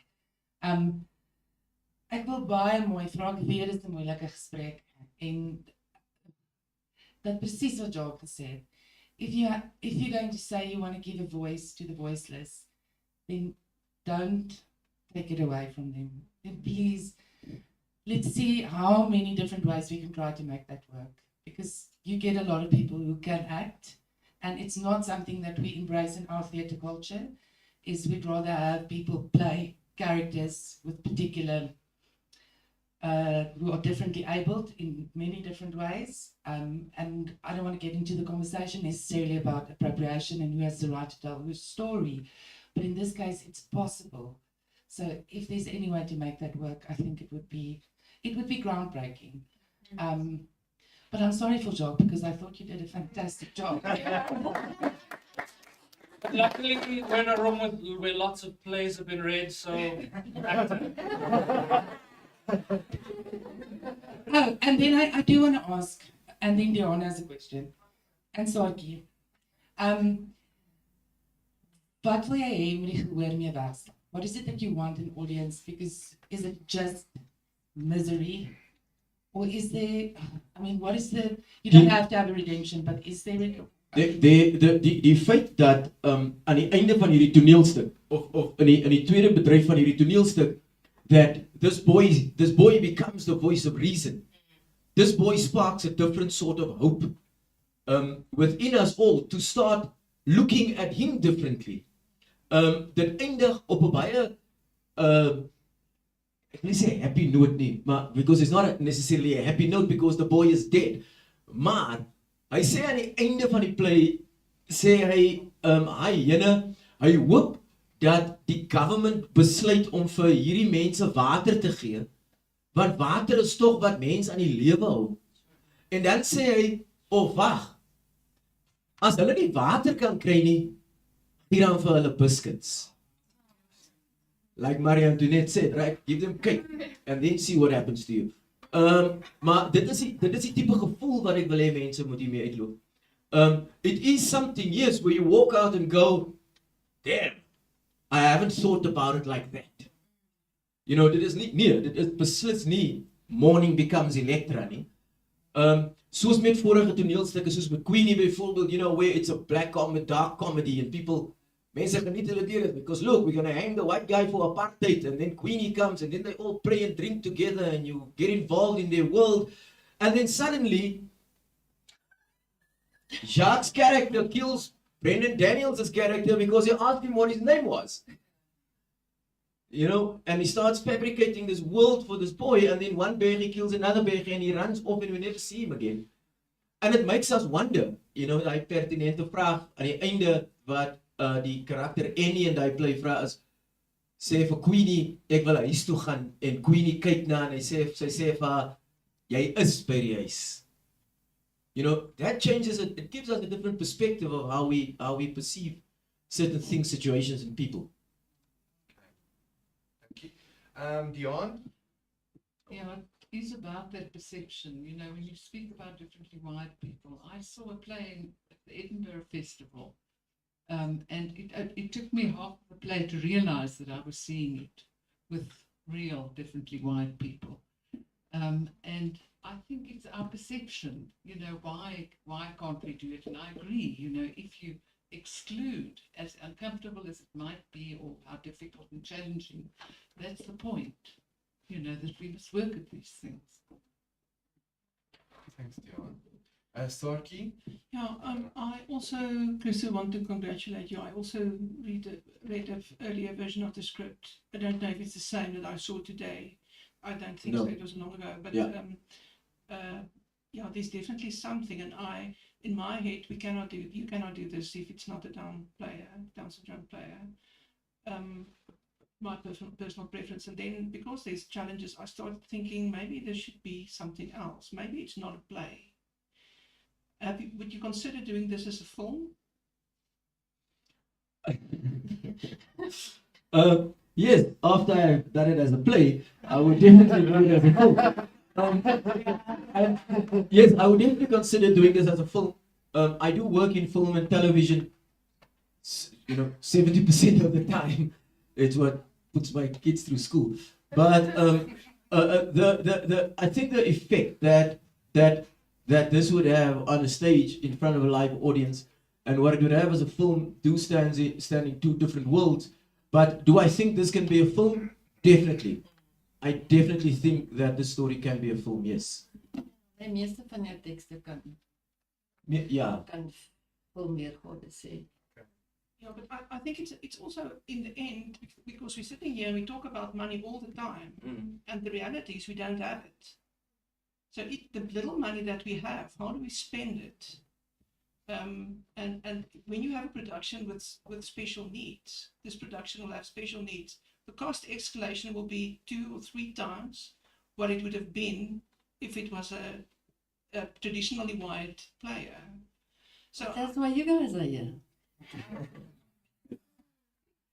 Yeah, but that's we also need, when we talk about creating work and addressing issues, we also need to be practical. Yeah, sorry. No, I agree. I don't want to. I think this is something, you've got something here. Work on it and polish it and fine tune it. But I think also think about the second and a third iteration of this. I hear you. Good question. Yeah. The last comment. Hi, my name is Rondo. I'm based in Bloemfontein. I'm an actor / lecturer, voiceover, whatever you name it. I actually wanted to commend your work and what you're doing, and I'm taking this more on a education kind of part, that you're breaking into something that hasn't really been touched on, especially with, like, you know, people with special needs in the arts. And I'm talking about in institutions. You'll find that a lot of people that apply and you find that they have special needs get rejected because we don't have those facilities.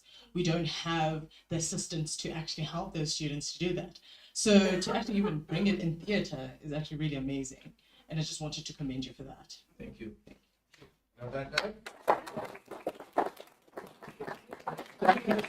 Baie dankie julle. Thanks. 5 minute en dan gaan ons in die laaste toneelstuk van die dag in. Baie dankie.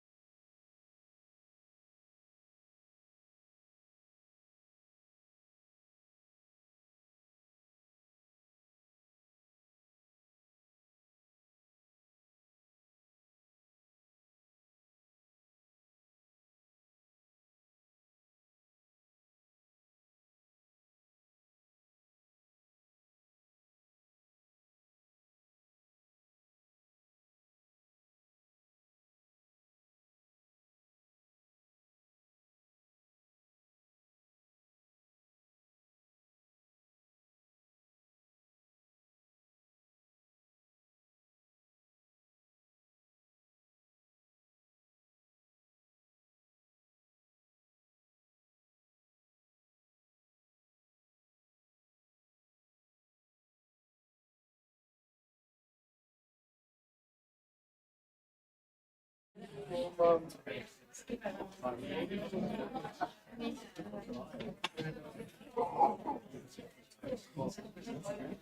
right, welcome back. This is the last pitch for today, and it's called Dance of the Rain Lion by Fabian Rainers. Welcome, and handing over to you. Okay, thank you. Thank you so much. Thank you for being here, lending your eyes and your mind and imagination to this play. This is called Dance of the Rain Lion. It was inspired by a dream of a real lion carrying a message. The segment you're going to see, the excerpt you're going to see, is where the main protagonist, Eugene, has his first dream of the lion, and his confrontation with the lion, and also his meeting with the guide. So let me give you a bit of context. This dream is a very spiritual or traditional dream that happens to quite a few people, but nobody really talks about it sometimes because, I mean, you know, speaking about these things, you might be looked at as a bit cuckoo. But cuckoo is fine, I mean, crazy society, yes. In any case, so this is an expression of an awakening or an awareness of the indigenous, of the traditional. I mean, if you compare the idea of the modern society and modern way of living, it's homogeneous globally. And this push towards, or this re-emergence of the idea of the traditional and how ambiguous and open it is, and how we as human beings on Earth are connecting, reconnecting, not only with the traditional, but also with the natural. So the idea here is a person who is stuck within the modern mechanics of everyday life, someone caught up in busyness, in themselves, that is, they are ripped out of this reality into a spiritual reality where they don't have the power that they have in the material world, and they are redirected, as you can probably say, redirected into a more spiritual pathway and a change of life. The whole entire play plays out in the dream. Right after the episode that you see now, Eugene goes through a purification. What you'll see now is meeting the lion, and then his purification in preparation to battle a beast. And this beast will eventually consume him, but this will be the ultimate price to pay, because he will be reborn out of this beast into a completely new being, a new entity, one connected to nature, one who knows spiritual power, and one who throws off the shackles of selfish capitalistic living, basically. So this play has the potential to add music. A good sound designer and a good choreographer can bring out a lot in this. I see it as something that can travel. I see it as something that can go very, very big. What I'm giving you now is a very small, redacted version of something that I can think can be epic and full of music, full of dance, and full of tradition that South Africans haven't seen. And the full name of the play is Gamka, the Dance of the Rain Lion. So Gamka is a lion, and that can tell you the direction of exactly where it is going. So I don't know, is there anything else? Hugo? That's good. Okay. Okay, thanks.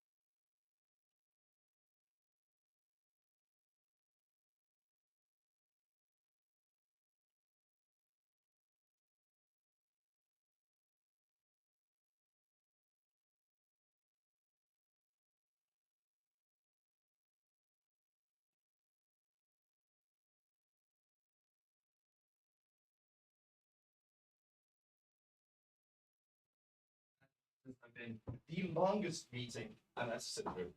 And I've been in this department for like 10 years now. No, you're correct. If they're going to work us as well, they might as well just pay us even extra. Plus, dude, the online work makes sense. No, yeah, I just got home now. Yeah. Okay. I'll see you tomorrow. Okay. Yeah, say hi to the family for me, okay? Give the kids a kiss on the cheek for me. Okay. All right. Good night.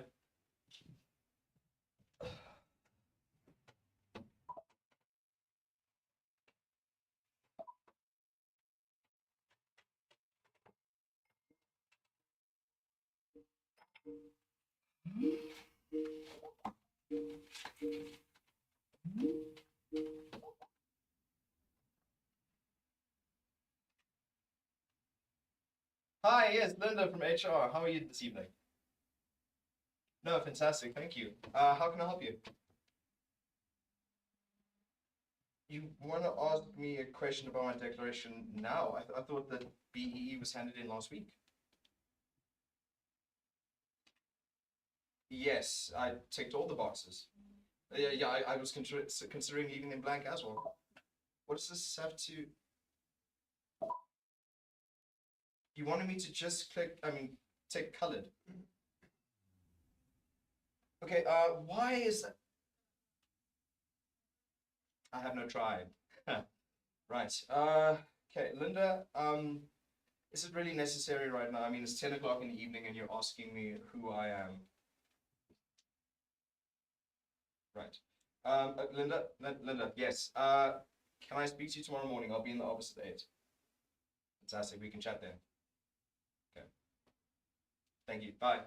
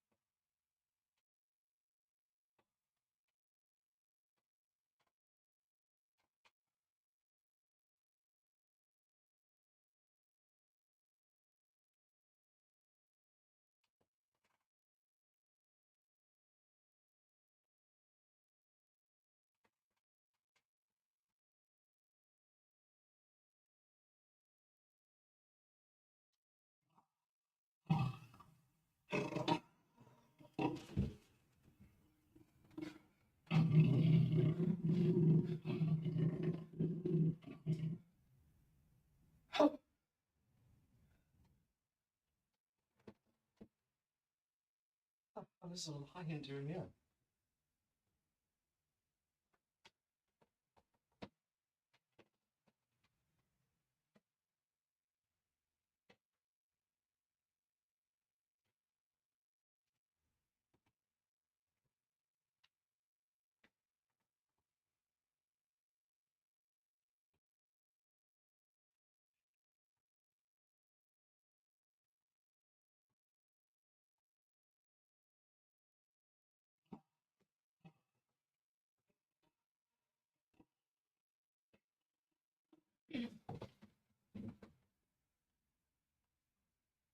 Put down your yoke. Stop pulling the weight. Couple your shackles. Free your hands so that you can give them what the earth provides. Tell them their stories from your soul. Do you know who you are? Do you know your story? You carry your ancestors with you. Their features are right in your face. You carry the memory of past generations inside your body. The stories you carry with you. you have the wrong man. I'm just a finance guy. I'm not a doctor, I'm not a healer, nor a scribe. Are you real? Are you actually real, or this is a dream? it's all just a dream. By the morning, I'll go to work. I'll come back in the evening, and I'll forget all about this. All about you.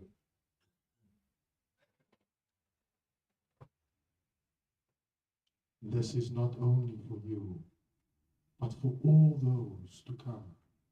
Walk the path of the lion. Hear the message. Follow the path. No. No, it's a dream. It's a dream.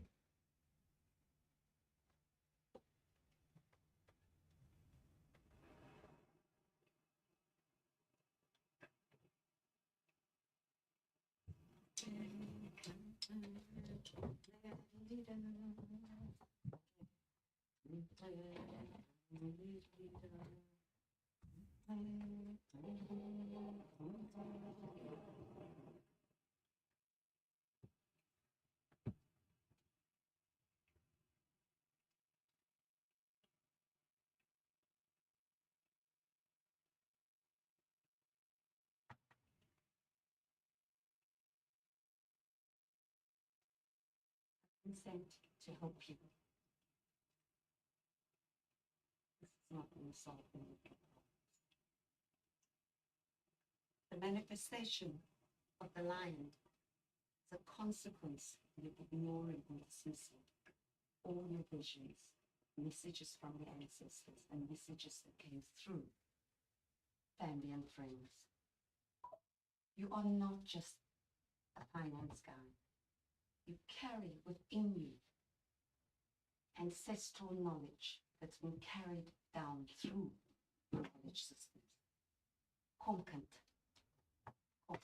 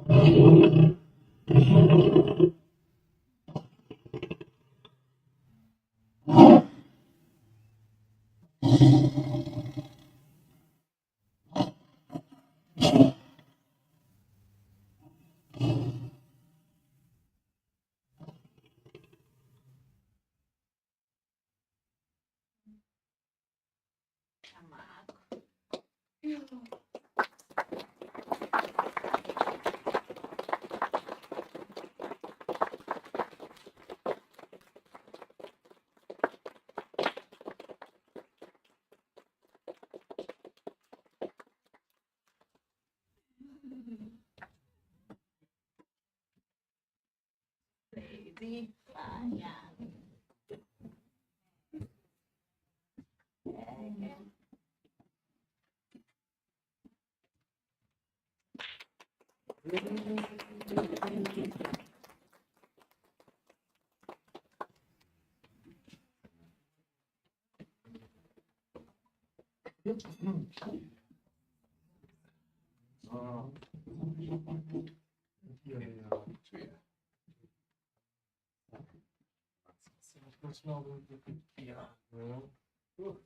Sjoe, baie dankie julle. Dis net maybe just a remark as well. Thank you to all the actors and everyone that just is so brave to do something like this. It's very you don't have a lot of time to rehearse and to jump in and just do this with such gusto. Thank you very much, and to everyone, all the other actors before them. Yeah, thank you. I think jy het vir ons 'n baie goeie agtergrond gegee van waar dit vandaan kom en so. Gee miskien net 'n bietjie agtergrond oor jou as skrywer, just a little bit about you, where you come from, and because wat vir my verras is ook the previous script that we saw of you at Teksmark in Cape Town, which was about 2 years ago, Yeah. 3 years ago? 2 years. 2 2 jaar gelede. Something completely different. Yeah. That was a comedy. Yes. Ja, so vertel so 'n bietjie net gou vir die mense meer oor jou. Yeah. Well, this time around, I wanted to do something that is less verbal and more to do with feeling. I mean, I think there's this spirit out there, or geist out there, that is bringing into light this whole indigenous question. I mean, even globally, it's happening. It's rising. So I'm one of those who kind of accepted. I think it was like almost like a universal call around the world to do these kind of stories now, which was a movement away from the regular, the regular laughs, because laughs are great. Laughs tell you something, and it's good to have banter, and it's good, but sometimes you have to feel.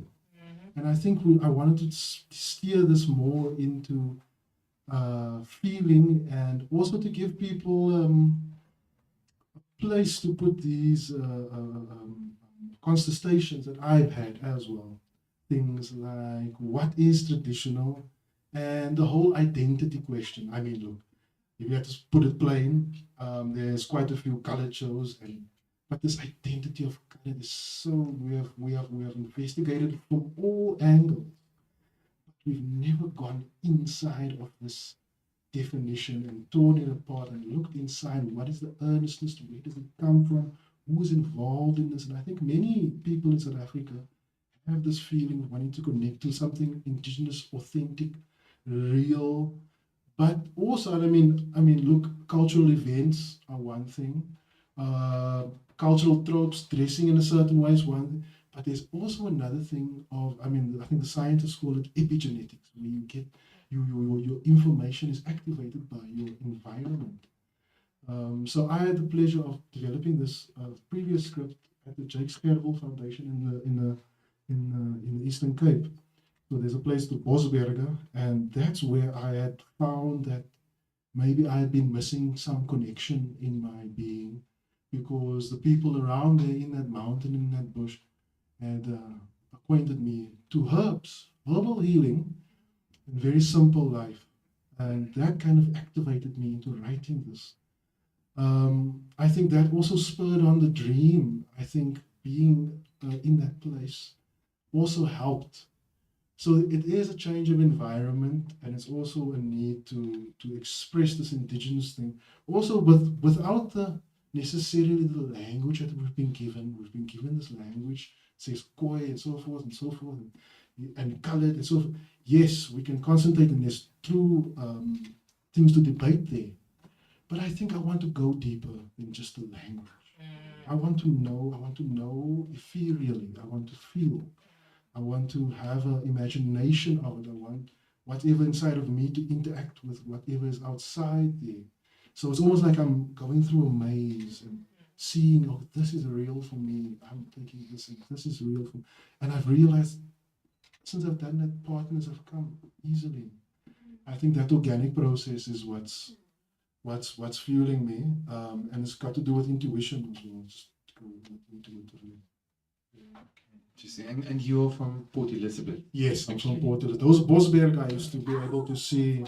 Yeah, I used to see them I used to call them the Blaubergen. I used to watch them every day of when I was young, not knowing that 30 years later I'll go to those mountains. I didn't know there was a Jade Foundation there in those mountains when I was younger, but yeah. I don't think that foundation was there. No, it wasn't. Until recently, yeah. Yeah. Do you have any comments before I open up to the audience? Yes, perhaps I just want to talk a little bit about the dream and how you sort of progress from the dream. Please, before you start with the cock, can you just introduce yourself? Oh, yes, Give a little bit of background. Okay. I'm Atakwa. I am, if I'm to introduce myself in a traditional way, and you were family, as I can see many in front here are already family, I would say that I am Atakwa. I'm the great-granddaughter of Christina Elizabeth, daughter of Christina Elizabeth, and that I am from the Atakwa tribe of the Cape, from a main clan called Herendien of Zouar of the Western Cape. I am a storyteller, not necessarily an actress, but I am indigenous and I am Khoi. And as we are known as the best storytellers ever, I was brought up listening to stories of the elders. I was brought up both in District 6, so I'm brought up in an urban setting, but traveled between Zouar, which is 450 kilometers from Cape Town, and District 6, and I had to navigate these two spaces as an indigenous child who were growing up classified as colored, but having the grounding or the roots of being indigenous, having to basically homogenize or assimilate into a Cape Malay situation for a vast majority of reasons, including that the intention is for me to be extinct and not exist in the pure form in which you, I guess, see me now, the pure form in which I prefer to be presented. I'm also an activist of a multi-course activist. I'm a filmmaker, film and television maker, but in the later past 10 years, I had focused more on becoming an independent student. Independent student because the courses that I need, having been brought up indigenous within an urban setting, does not exist in any university in the world. In fact, I teach at the University of California, Santa Barbara, and I teach from first year to academics. And when I had my first lecture, the experts in indigenous studies in the Toy and Tam and the Nama did not know that I exist. Even when they had traveled to the University of Cape Town, traveled to the University of Stellenbosch, they had told the visiting students that villages that I know exist where I'm from, because we were not detribalized. We fled, we fought, we did all kinds of things, but my great-grandmother's house, Oma Elizabeth, Christina's house was built in the 14th century. And when I'm through with Johannesburg, I will live in that house. That house is perfectly pre-colonial. So, Where's that house, sorry? that house is in Zuar. It's 92 kilometers from Oudtshoorn, which, as you know, used to be called Little Jerusalem, and 22 kilometers from Ladysmith Cape. It's a small town. It's a twin town with Zuar and Amalistain. We were colonized by the Berliners, specifically the Berliners, and the town still exists, and there's 4,000 people in this town. Each and every one is related to me by blood. We are the main clan, the Herendien, so everybody is related to us in that village. Thank you for that introduction. You wanted to comment on the play as well. Yes, I wanted to comment on the issue of the lion. We are Kurana people. Kurana people are the people with the totem of the cat. Yeah. So as the director said earlier, chances of an indigenous person dreaming of the lion is almost at 90%. Because I guess as other people call it twasa or whatever, we don't twasa. We have a thing called nu. And what we are preparing Eugene for in this act that we did was a preparation for this new ceremony where it's a rite of passage. It makes him it's separate from all the other rites of passages, which is puberty rites, pregnancy rites, becoming a young man rites, and all those other hunting rites, making your first bow and arrow rites, all that kind of thing. It's separate from that because this one basically is a rebirth and a shaking of all the shackles of colonization, of, in our case, the classification of coloredness, which is not an ethnicity, which is constantly in debate between coloreds or Khoi coloreds and Cape Malay coloreds, etc. That we are not the same. We are forcibly ethnically assimilated into a group of people, and we feel that force because once it happened on the various times that it had happened, and I'm only going to mention the two last times, the 1912 assimilation where all indigenous people became Hottentots. We are not Hottentots, we are Autochtots. That's what we are. There's a translation problem. We are, and you can go from Cape to Cairo. If people ask you, how did you do this or that, or how do you know these things? They will say, we learned it from the ancient ones. The ancient ones are the Autochtots, the Hottentots. They learned it from us. The second, and that assimilation which was done by Leonard Shaw after the genocide of Namibia, which basically forcibly assimilated all indigenous people into one group, which is the Hottentots. Come 1948, we were then as Hottentots, which was already over 160 different groupings, not tribes, because within the Karana there are tribes, other tribes, and then there are different groupings, because the Karana, in fact, are a nation. Yeah, and under the nation there are different groups, but this doesn't include, for example, the Tam, which is known as the Bushmen. We are not the same people, so we can never be Khoi-san. I am Khoi, end of story. Khoi, Kwe, that's what I am. The second big and indigenous society, we refer to the forcible assimilation of people as a paper genocide, which means that I can no longer be Atakwa. I have to be colored, which means I'm erased. And so when I talk about the assimilation, I'm sorry, I forgot your question. I do get carried away. What was the question I want to get back to? What did you want to comment on the flag?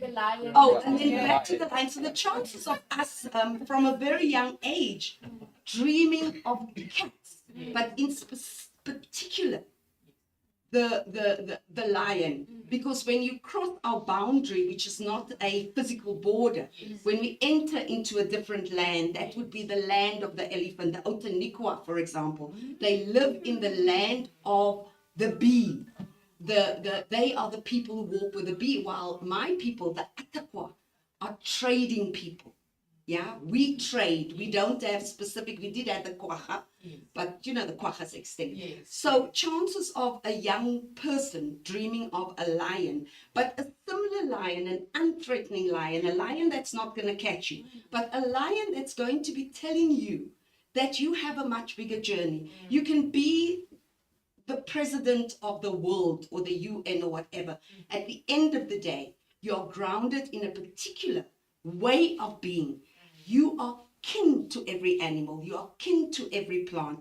We have a kinship. There can never be a superiority. And as our God instructed the animals, God said very clearly to the animals, take care of your weaker siblings. And we of course know we can't bite, we don't have poison, we can't swim, we can't fly. There's a whole lot of things that we can't do. So the lion is a reminder that it doesn't really matter what you do in the manifestation station of this Western ideology or whatever it is that you do. At the end of the day, you are no bigger than the buchu plant, the hotnotsbos, which is the mpepo or the kwehutbos as we call it. You are no bigger, that's what you are. So when the lion comes, pretty much in our culture, the Atakwa, and I can't speak for other cultures, what we know is when the hot comes, which is the praying mantis, that means God is here. Yeah, God is present in this moment. But when the snake comes, for example, the snake is a very harmless animal, but what that means, the message is different. It in Afrikaans, we are Afrikaans speakers. It means boodskap van boosheid. It means that I'm bringing you a message as you see me now in the snake manifestation, that something not too good is about to happen. I don't know what it is, but something not too good. I don't know who's going to do it, but something not to do good. But when the snake comes, when the lion comes, it means it is time. It is time for you to accept who you truly are. Sorry, I didn't say. No. It's fascinating. I think we must do a whole talk about it because there's a lot to say. What I do want to ask before I open it up is this extract that we just saw. Where in the play is it situated? Like right in the beginning, middle, roundabout, and then what happens after this? Like what is the resolve van dit? Give it volume back, die play uiteindelik. And then I'm going to ask the second question. I want to know the representation of the rituals. How is it acceptable to do it? I mean, obviously it is because you represent, but just from a but that's a different topic maybe that we can touch on at the end. What I do want to know is just back to the play. Where does this extract lie? So this is at the beginning of the play. This is the inciting incident. It's the start of his journey. Most of the play happens in the dream, so most of the content in the dream is magical. What we had started here is it's just and that's actually a place I want to go to now. Is that in terms of the puppetry, because that's another element that I'm bringing in here. Of course, we didn't have enough time and cash now to go build a beautiful, huge puppet. But I think it would add a fantastic dimension to bring to life this lion and bring to life this magical being that's going to go through. Because what happens after this is that he's prepared, he goes through his now, he then there has to be a battle. There is a battle that happens where he has to win. But the winning doesn't come with an outright win. The winning comes with a submission. A submission to something. I think here I want to show the battle between the modern and traditional that is common to a lot of people.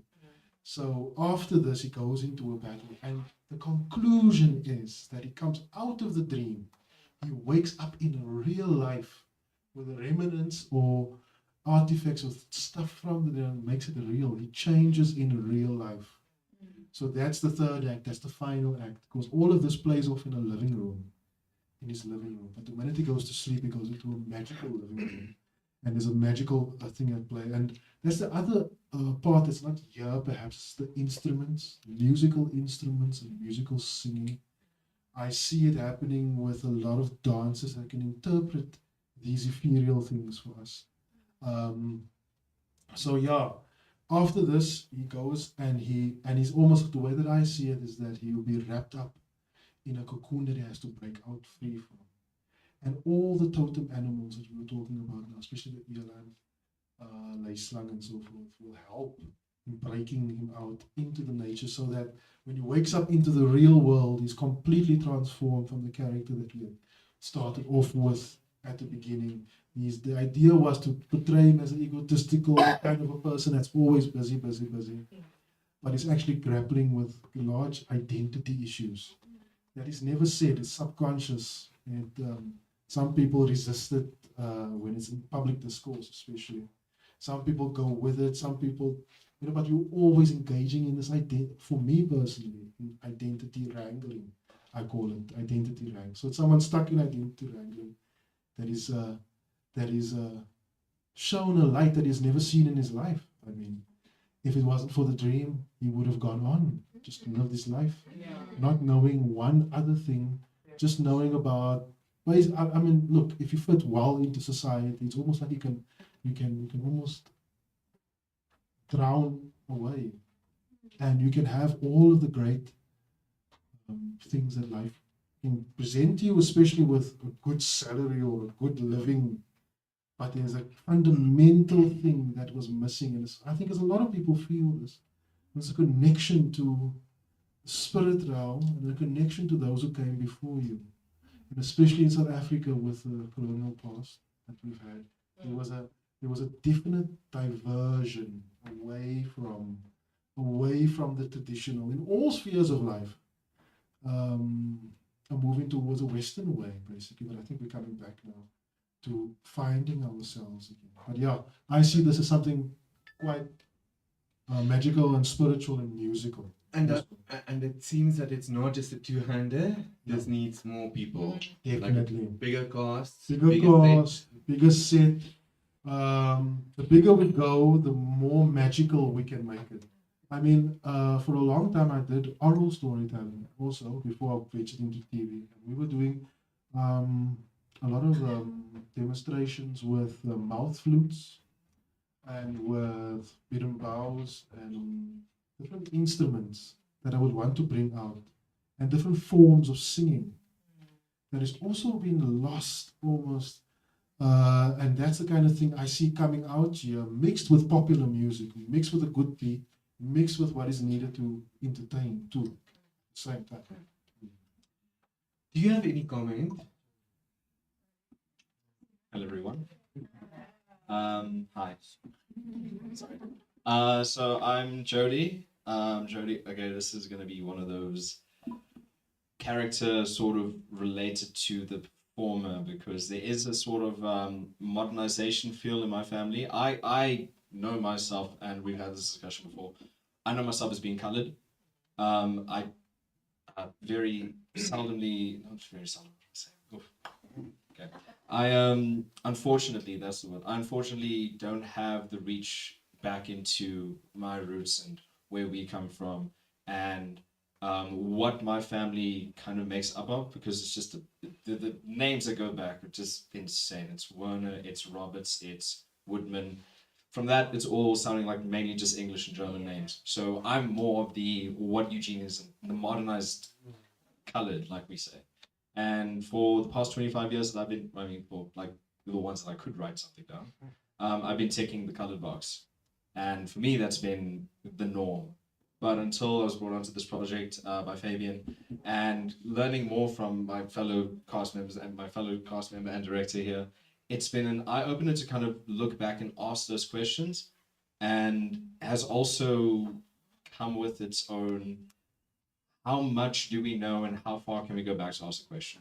So as far as I know, my family come from KZN, part of the Werner family, and I mean we have a name for ourselves within Woodlands up here in Maritzburg. That's the Werners. That's you want to find someone who's gone missing for a couple of days, ask Peter Werner. He knows everyone. He knows their schedules. He knows who goes drinking at that shebeen, who goes there. You want a nurse in the family, go ask Stacy. She's fantastic at her work, and if Stacy's not there, Cheryl's available. If you want someone to kind of help with anything, you go to the Werner house, you go see Auntie Margie and ask her for a cake for Christmas. That's where we come from.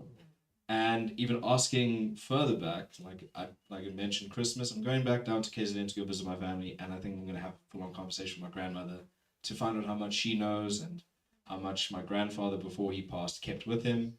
And yeah, this project as a whole has been an eye-opener. It's been a questioner. It's been one of those things that I am both excited to find out and also slightly frightened to find out. But about the play as a whole, I mean, talking about dreams about a lion, like I've been saying before, with the modernization and my thinking of what's happening and what it means, I'm Catholic, I'm Christian, and that lion specifically also speaks to, it is a greater calling for something that you may not know what the plan is for you, you may not know what it is, and an image just popped into my mind as soon as we started discussing this, and I didn't tell you guys this before because it's still a very sensitive topic. My father passed away in Feb of this year, and he has been, and I say been, writing a book, and specifically the cover of the book has a lion on it, just full-on lion with the main natural piece, and I never asked him about it, what it was before, and being fearful as to the whole family jokes about my father's rewriting the Bible, but looking back on it now, there was some sort of calling to that. And more recently, my nephew, my father's grandson, has also had this dream. I think it skipped my generation. So I'm a brandy drinker myself. But yeah, I think it's starting to show I don't want to say it's showing its horns, it's showing its mane. Because it's full online, so I'll be watching my nephew, and my nephew will come watch the show as well, permitted. But yeah, it's been a journey, all in all. Questions? Comments? Jane. Hi, my name is Jane, and No, you've already introduced I've already, yourself. oh, Yeah. okay. No, all that, Jane. Oh, now you know. Yeah. Please don't ask me again. I just really feel the need to comment. Like I can go on all day, which I want, because we're probably gonna have more discussions later on. But thank you so much for this, and congratulations on undertaking this journey. It's scary, there's like the dark side to it, but for you to embrace it, like I commend you on that. And what I want to say to you is the comment that you just made now of the music, and that you might have some pop culture or whatever music there. Please rethink that. Unless if maybe the music, that type of music would happen in his world when he's awake. But please don't bring it to the dream. Yes, like you want to set this as authentic as it can be. And that's what I felt like just from the sound of the lion. I could already get that. You didn't need to bring me Amapiano or whatever for me to get that, for me to relate to that. So thank you so much. Thank you for deciphering the lion dream, because wow. I just want to ask though, what's the connection to the lion and the water? Because most of the times they're always in the same discussion. And is that water sage? It is, right? Yeah, I could smell that. But if you were to bring mountain sage, would there be a different feel? Like, was this a conscious decision? 100%. All of it was a very conscious decision. The flowing water. Originally, I'd written with the flowing water and the big snake, but the flowing water was good enough. Flowing water is a sign of fertility. It's a sign of cleansing, of pure. So even just the sound, I mean, biologically activates something in our mind. It relaxes and calms us. symbolically, it tells us it's the thing that cleanses, it's the healing, which Atakwa is supposed to play in this thing. So it's her leitmotif, it's her sound that accompanies her. So the guidance, feminine, cleansing, clearing water is an indication of her coming. So it accompanies the lion as well. Originally, I had it as every time you see the lion, you see the light, you hear the sound, you see a green light. So I want to associate the flowing water with the color green, associate these things together. Now, traditionally, there is that association, but I wanted to reinforce it. I wanted to also make it acceptable for the theatre so you can connect the two. So definitely, and I also take the point about maybe not to over popularize, but also to bring, some kind of a sound structure to design the sound with those traditional instruments. And I think it's very possible, having worked with oral storytellers before and putting up these shows with these instruments, that it's possible to put up an extravaganza with them. Take it up, what I meant was take it up one more notch, just with professional musicians and a professional sound designer, a professional person working with it, But the symbolism, I must say, was all of it is very intentional. All of it is very intentional. Okay, thank you. We have to take questions. So, quick comment, if you can. We've got three people with their hands up, 4 people with their hands up. Those are the only questions that we can take. I'm just wanting to respond to what you asked about the authenticity of our stories, and to remind you that we are still here and that we are not stuck in a prehistoric situation. As I said earlier, I come from a village where there's 4,000 people who are living today in the modern age, and we are living traditionally with our beliefs, or as some would call it, superstitions or whatever. We are living with that, but we are living in the modern age. The same as I would go to, for example, the Market Theatre dressed like this. It doesn't take anything away from the fact that I've been living for 60 years as a modern person. And on this day, I felt that I needed to wear by the way, this is not costume, this is my traditional clothes, that I derive deep spirituality from wearing this. And therefore, and I do live in a modern age. I've lived in the UK, this is who I am. Then I'll be finished now. Talking about the portrayal of and you asked, are we allowed to have such a sacred ceremony on stage? Generally, not so much, but I have personally gone through this, the now and the various ceremonies. I am not translating something that I've read something. This is something that I've experienced myself, and my status in my community, in my tribe, in my lineage, in my bloodline, allows me to have had ancestral and elder teaching so that I can do it as authentically as possible without bringing in bits of things that look like unnecessary magic or demonization or anything like that. So my status as a storyteller in my community, my indigenous community, allows me. And then the ceremony itself, if the ceremony was to go ahead, talking about how much cost one would need, is that a kraal would be built, a special kraal for that one night of that rite of passage thing. And there would be dancing and singing and chanting and going into trance. And it would involve a lot of people and the real dance, because such a thing would happen inside a community. So you can imagine all of those 4,000 people. We'll slaughter, we'll do all that kind of thing. But he would then be staying within this specifically built kraal for that night until he, lack of a better term, meets his maker. If tomorrow morning he has not had the experience that we expected him to have, he will go another night and we will facilitate that. Sorry. No, please, it is really interesting. Let's go to the back, just hands up. Who had their hands up? Let's start with Cornelia and then we'll work our way to the front. Thank you, and thank you, Fabian. You know, I was the biggest fan of your previous plan. I thought it was hilarious. And it's wonderful to see that you're exploring a different kind of writing. I do have a question. This is really not a value judgment or statement, but I do have a question about the language.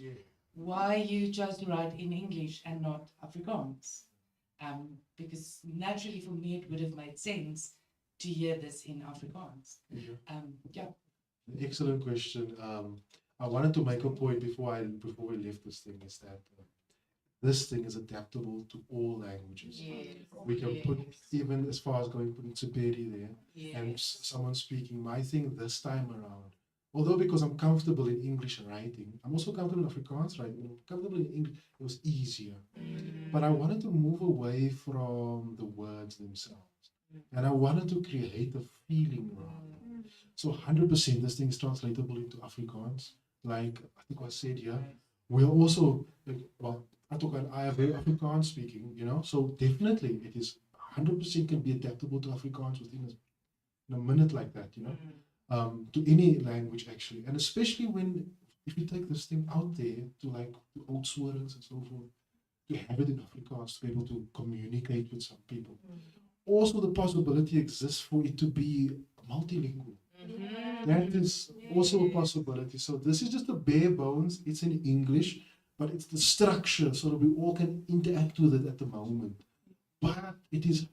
I'm so open to translating it to different languages. I can personally do it in Afrikaans in a night.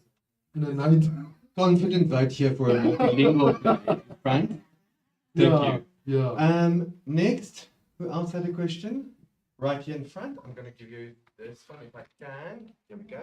Can I put it here? Sorry, guys. There we go. Thank you very much.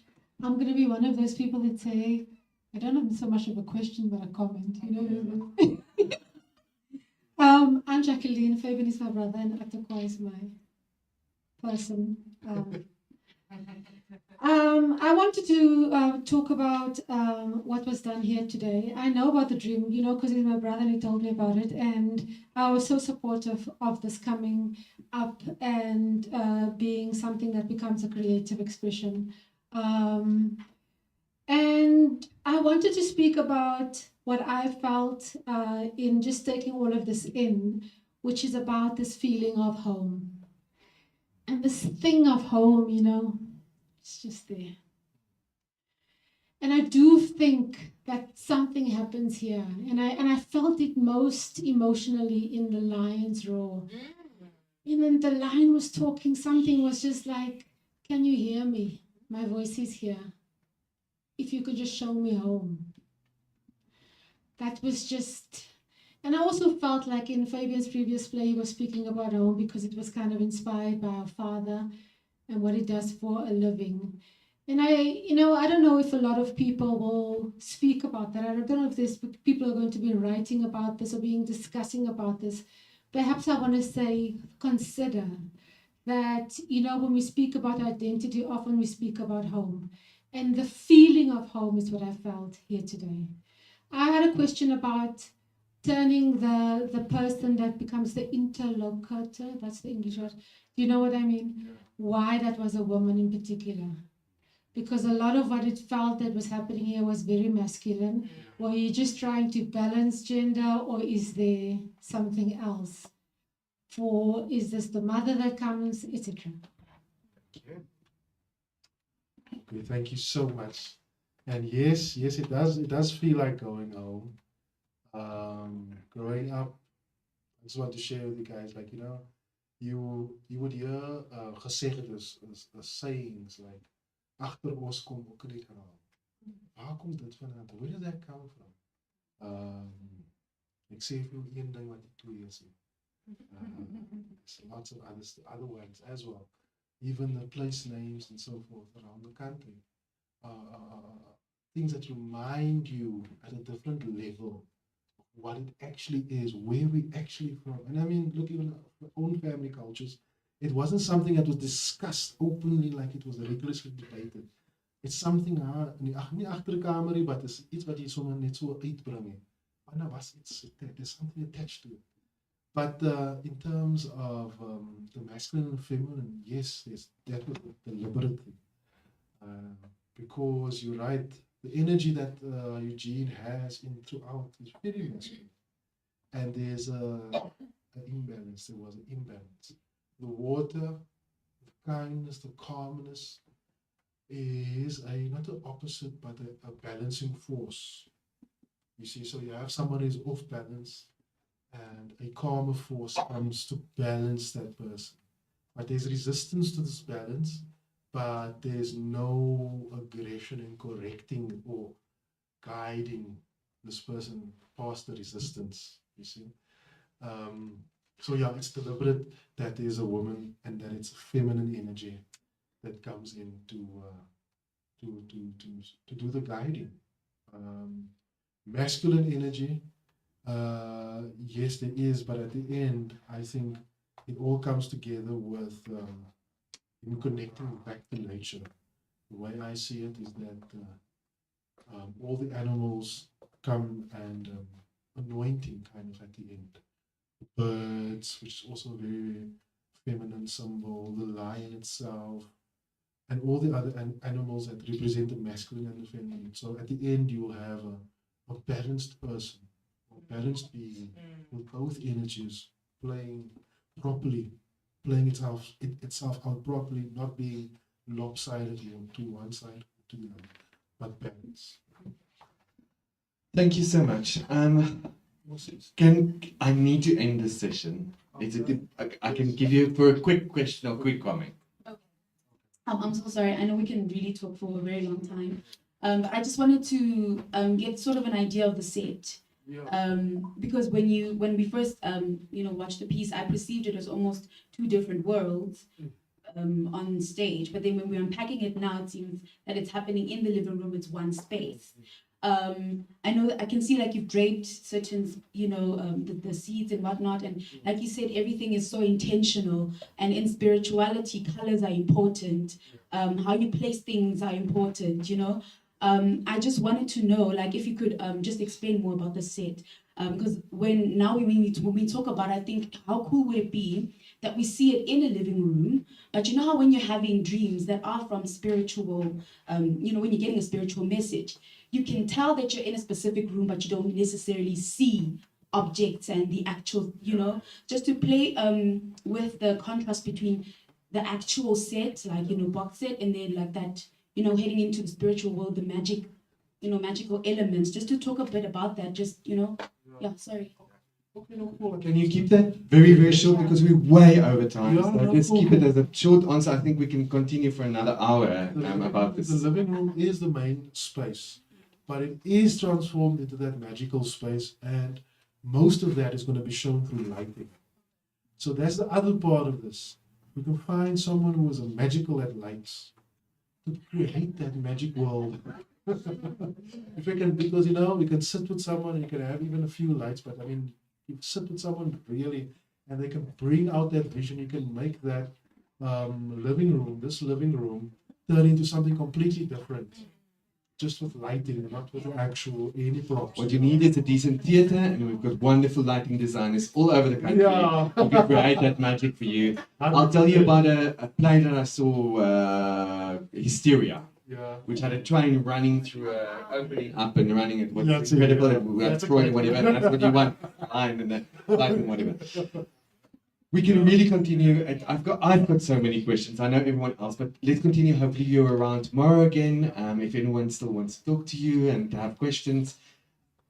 I hope that this sounds like something that needs to go into the theatres. Yes. It sounds like it could be a traveling show to festivals, but it just sounds like your dream is more towards the main theatres, the size and the scale of it. So I really hope that we can, we'll have talks and everyone here will get festivals as well, main theatres actually.